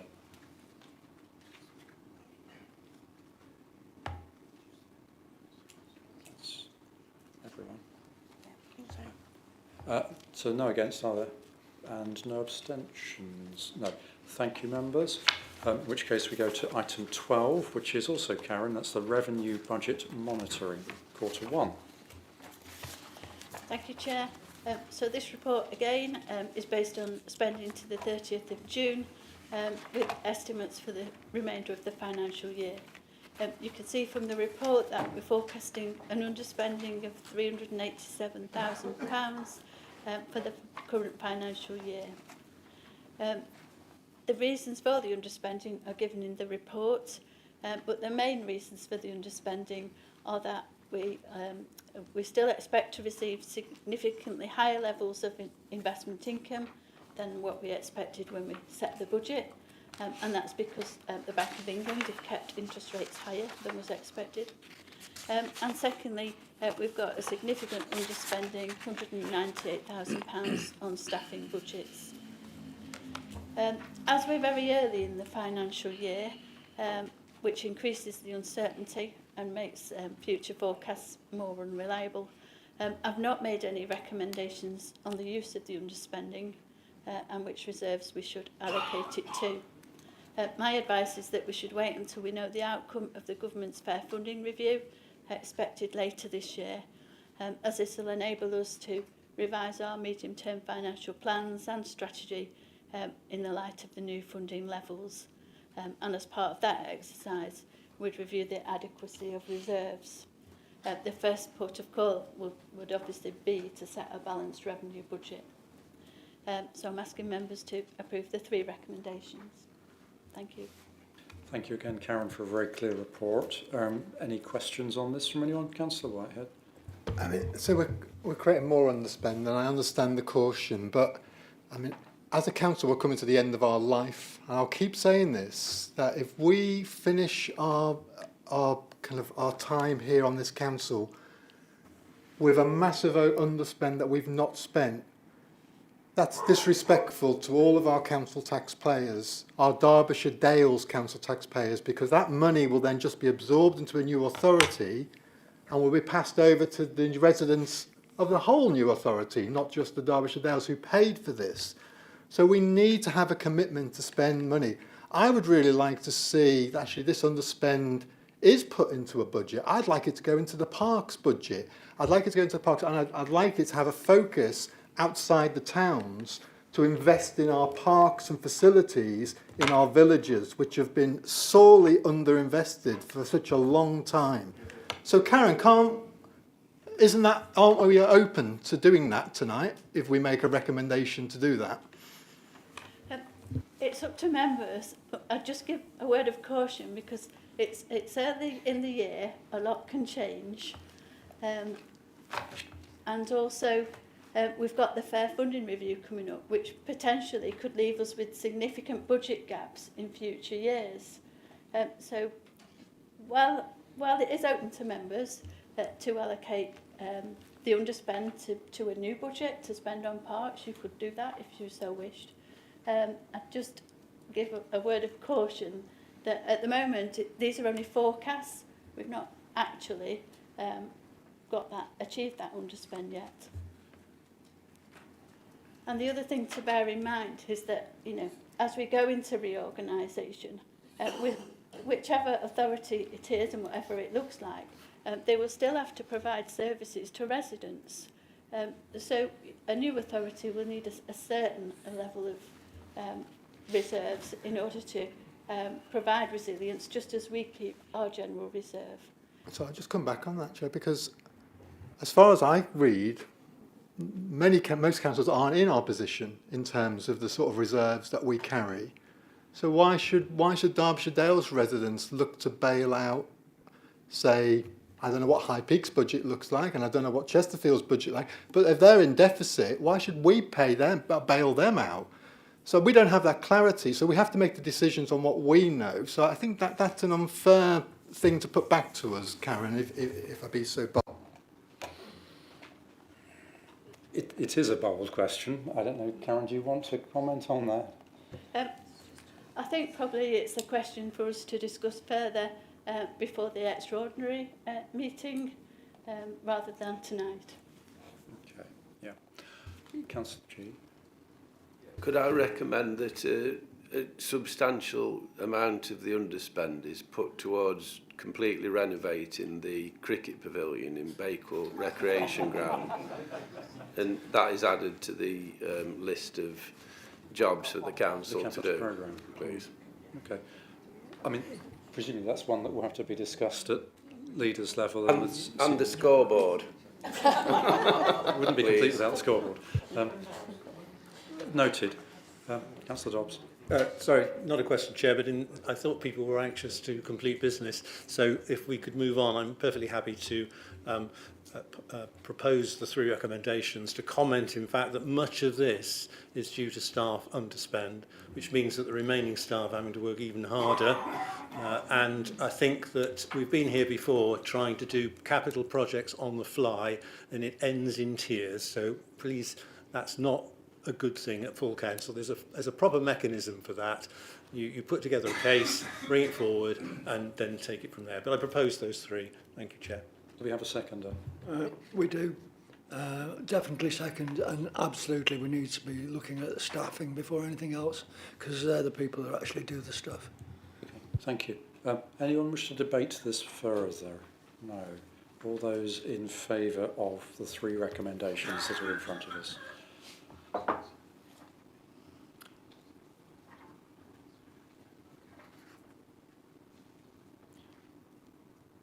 And any against? And any abstentions? No. That's clearly carried. Now, the next item, item 13, has been removed from tonight's business. Could we just have a quick explanation of why that is, please? Chair, can you identify which it is, 13 or 14? Because I think the numbering of one document is different from the number on the other. So if you could do it by title. Okay, it's provision of IT equipment for councillors. Oh, that's my number 14. Jason, would you like to... Yes, thank you, Chair. We're following publication of the agenda, I had a conversation with Councillor Nash, who is a representative of this council on the joint ICT committee, along with other councillors. It it appears that the advice that's been given to the Joint ICT Committee does not match up with the advice in paragraph 3.2 relating to bring your own device. So what I've tried to do between my conversation with Councillor Nash and this evening is try and establish what the correct situation is. Unfortunately, the Assistant Director of the Joint ICT Service is on leave this week, so I've been unable to get an answer to it. So my view is I think members need to have the full information about the options between bring your own device, having a laptop and continue with an iPad before making a decision on this. Okay, so just to clarify, this will come back as an item at future? It will, yes, Chair. Councillor Whitehead. Well, I'd like to propose that we go ahead with it, and I'd like to amend it. I'd like to amend the report. The report's been presented to us, so it's at council already, so we have to decide whether it can be withdrawn, don't we? I believe it can be withdrawn before the meeting, and that's what's Hasn't been withdrawn before the meeting. You've just withdrawn it in the meeting, so you can't do that. Can you? I don't know. Can I not? It's your discretion, Chair. Well, having had the briefing beforehand, I believe that it should be withdrawn. That is my decision. It is also, as those of you with eagle eyes have noticed, now 13 minutes past 9. I am proposing that the meeting continues because there is one further item on the agenda. If members wish to leave, of course, they're more than welcome to do that, at which point we move to item 14 on the agenda. I'd like to know a date when this IT thing's coming back to council. It's too open-ended. That's very disappointing. Okay. Your point is noted. The questions I put to officers before the meeting was actually, will it come back to the next full council? I believe it will do. I'm looking in Jason's direction. I hope to get a response as soon as the assistant director comes back from her leave. So yeah, we'll have a fairly quick decision. I'm hoping to find out next week what the current situation is.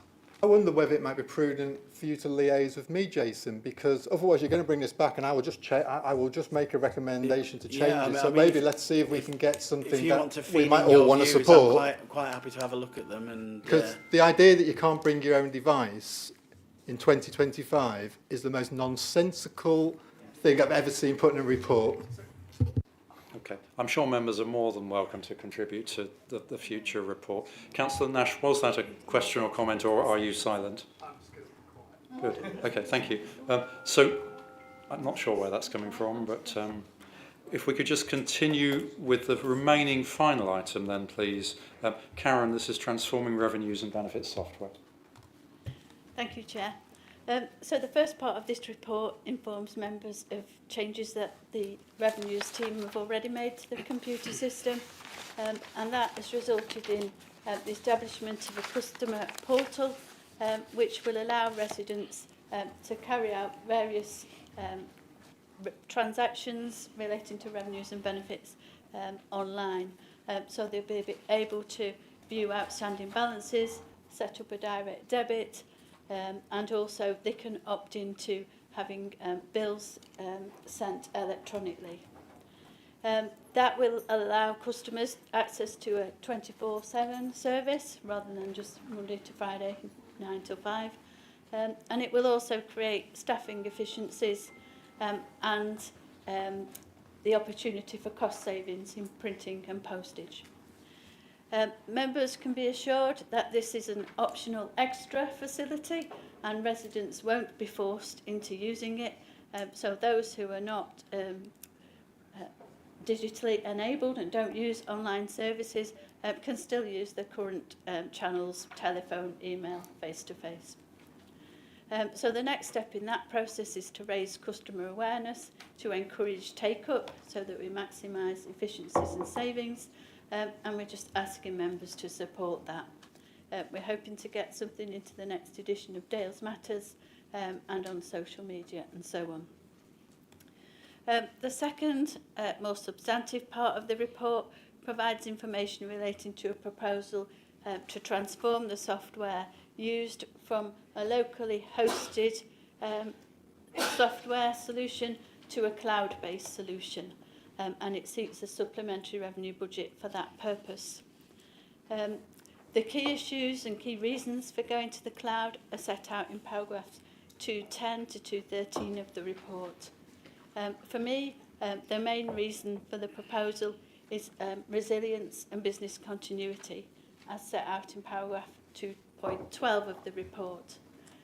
I'm sure that all members are aware of the recent cyber attacks experienced by Marks and Spencers, the Co-op, and more recently Jaguar Land Rover, and the significant impact that has had and continues to have on their businesses.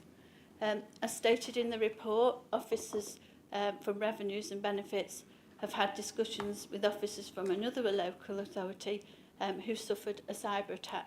So local authorities are not immune from cyber attacks, and we need to adopt measures to take account of that. So during that cyber attack, the officers of that local authority said they'd regretted not moving to the cloud, and that there'd been a substantial period when they were unable to pay housing benefits or collect council tax and business rates. As part of a separate exercise, the corporate leadership team identified that the payment of housing benefits was one of its top priorities for disaster recovery. So the proposed move to the cloud comes at an additional cost set out in the report, but I'm recommending that we move to this software within the cloud so that we can be better placed to continue to pay housing benefits in the event of a cyber attack or other local network problems. Those residents in receipt of housing benefits are some of the most financially vulnerable within our district, and we should recognise the potential impact if benefit payments were delayed. I feel that we've got a duty to minimise the disruption to benefits, and so this move to the cloud should help us to do that. We've now got the opportunity to take part in a project with our other two ICT partners, reducing the cost and giving us the opportunity for efficiencies. I ask members to approve the 4 recommendations of this report. Thank you. Thank you. Questions? Councillor Hughes. Chair, thank you. I support the recommendations, particularly, but including the one to move to the cloud. But I'm not sure why moving to the cloud will safeguard us against cyber attacks. If it's the same software and the software is subject to has got issues, then it doesn't really matter where it is. If it's our server, if it's our data center that's attacked, well, we might safeguard our housing benefit system, but other systems that we've got, other services that we've got running there, may be subject to attack. So, Karen, can I ask that you ask the IT people to justify technically why it's safer to go onto the cloud rather than remain within our own data centre? It's actually the Assistant Director of ICT that's been promoting this project and coordinating it, and her advice is that if the district council is subject to a cyber attack that completely means that our network is unavailable, then if the software is hosted on someone else's system in the cloud, then with the with the provision of some new laptops or the ability to access it, we can carry on using that software. Whereas if it's on local servers, it would take a much longer time to restore all the systems. But if the cloud service is attacked, then we would be in that. It may be the cloud network that is attacked, and the cloud. I mean, putting it in the cloud just means putting it in another data center. That other data center could just as easily be attacked as our own data center. So I would appreciate.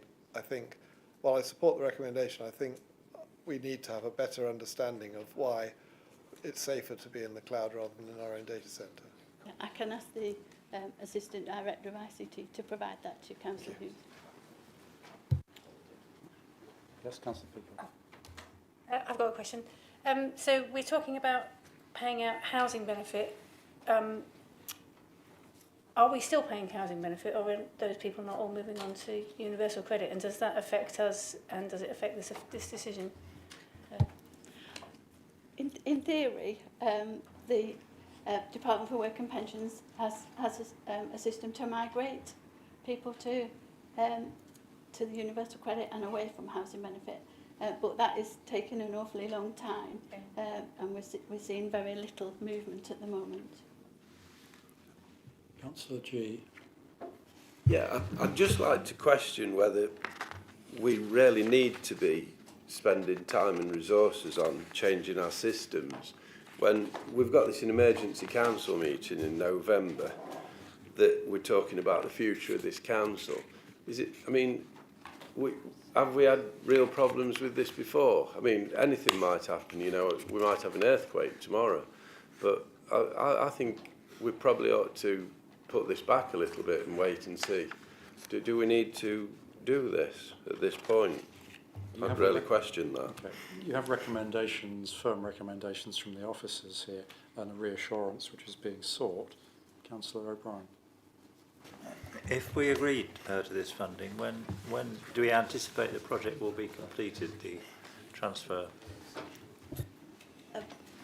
I'm not sure exactly. They're hoping to, they want us to, if we want to take a part as a joint project, we need to enter into a new contract by the 31st of October, and I'm told the plan is to start it early November, as soon as possible. I'm not sure how long it's planned to take, but normally these projects take a few months, so I would hope by the end of the financial year. Okay. That's right. Okay, on what Councillor G says, it needs to be within the next few months, rather it becomes rather a waste of money if we haven't completed it by this time next year. Sure, that point is noted. Councillor Maelstrom. Is this dependent on Bolsover and North East Derbyshire also passing the same resolution, and if so, have they? I think we could go ahead without them, but the cost would be greater because we're getting a discount now if all three partners move together. But from what I hear from them, they're fairly confident that they'll be taking it forward. Councillor Wilton. I'm going to propose this, but also I think it's something we should do because it actually adds greater resilience to us. Not just having a local server, but having it cloud-based as well. It puts that responsibility on others to support us if there is a cyber attack or an issue like that. So actually, it does add to our does add to our raft of IT support if we need it, basically. And I think it's the right way to go. Okay, that's a proposal. Councillor Hughes, are you? I'd like to second it. I'm more sceptical about the resilience of of applications in the cloud. We don't know who it is that will be providing this, whether they're and what data center it would be in. It would be nice to know those factors before agreeing to do this for cyber security reasons. But I do think that taking the move to a single unitary authority, when with the data from three of our potential constituent members in the cloud in the same data, effectively on the same system, would aid the subsequent migration and therefore reduce the problems associated with moving the technical problems with moving to a single authority. So I would, and also the public benefit from the improved customer interface will be quite profound, I think. Okay. So that's a proposer and a seconder. Does anyone want to debate this? Yes. Yeah, I want to ask a question, actually. Can I still do that? Yes, of course. Yeah, it's just a quick question, really. 45 to set up and then 35 per annum. Have we considered cyber attack insurance and what cost that would be, please? It's interesting you should say that because we're in the process of getting quotations for cyber insurance. So we're doing that at this very moment. I'm not sure of the outcome. I know last year we did struggle to get anybody interested to quote. So hopefully by next week I should be able to know whether we've had any. But we are in the process of doing that. So that could be reported back in future. Yeah. Okay, so we're moving to a vote on this then. Can I have... Councillor Battle. I do have a question or a suggestion or something a bit similar. I'm entirely in favour of the shifting our general stuff to the benefits stuff onto the cloud, but I don't actually trust it a great deal more than our own kit. So I'm wondering how we're going to manage the transition and whether or not we're going to give ourselves 6 months or a year's worth of looking at stuff, making sure that we've got backup data so that if they go down, we can still continue. There's some nervousness I can detect in the room. Karen? I think I was trying to find out if we've said in the report how long it should take.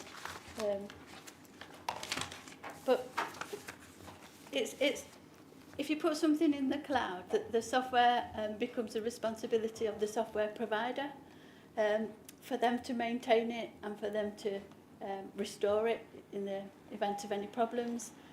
They'll have lots of local authorities on that software, so in effect they would do a lot more pressure than our council would be, and they'll have staff that are, probably have a lot more knowledge of the system than our current ICT staff. Sorry, what was the second part of your question? Don't worry about it. I think I know where you're going and I'm absolutely fine with it, but I'm not convinced that Amazon Web Services or whatever have got much better staff than we have. It might be worth mentioning to you that we have got other systems that are already on the cloud. For example, our financial management system is already on the cloud, although it took a few months to go through the process to put it on the cloud, it is working well. And Councillor Linthwaite has just found the part of the report where it said it would take 4 months. Thank you. Councillor Chief. I think we should shelve this. I'm sorry, I can't vote because I can't see the point in it. I think it seems to be operating all right at the moment. And there's so much uncertainty, and it seems a bit dodgy to me. I'm sorry. You've made your point. Councillor Wilton, we've got a proposer in a second. We're moving to a vote, aren't we? Can we see all those in favour, please show? And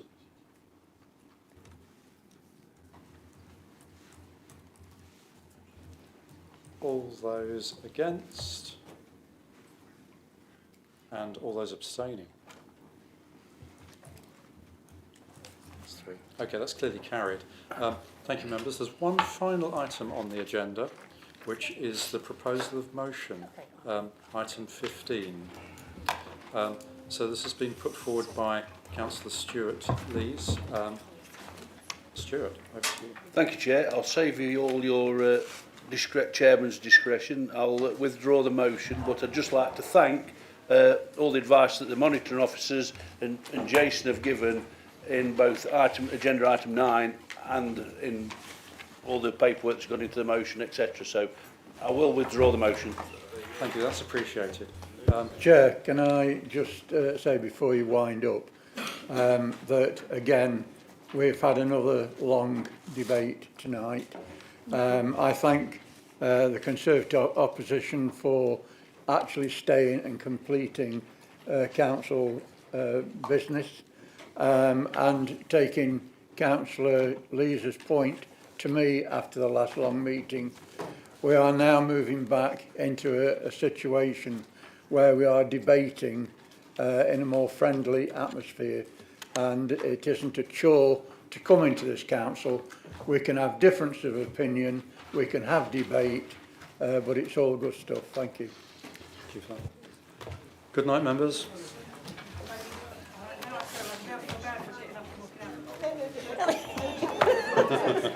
Well done.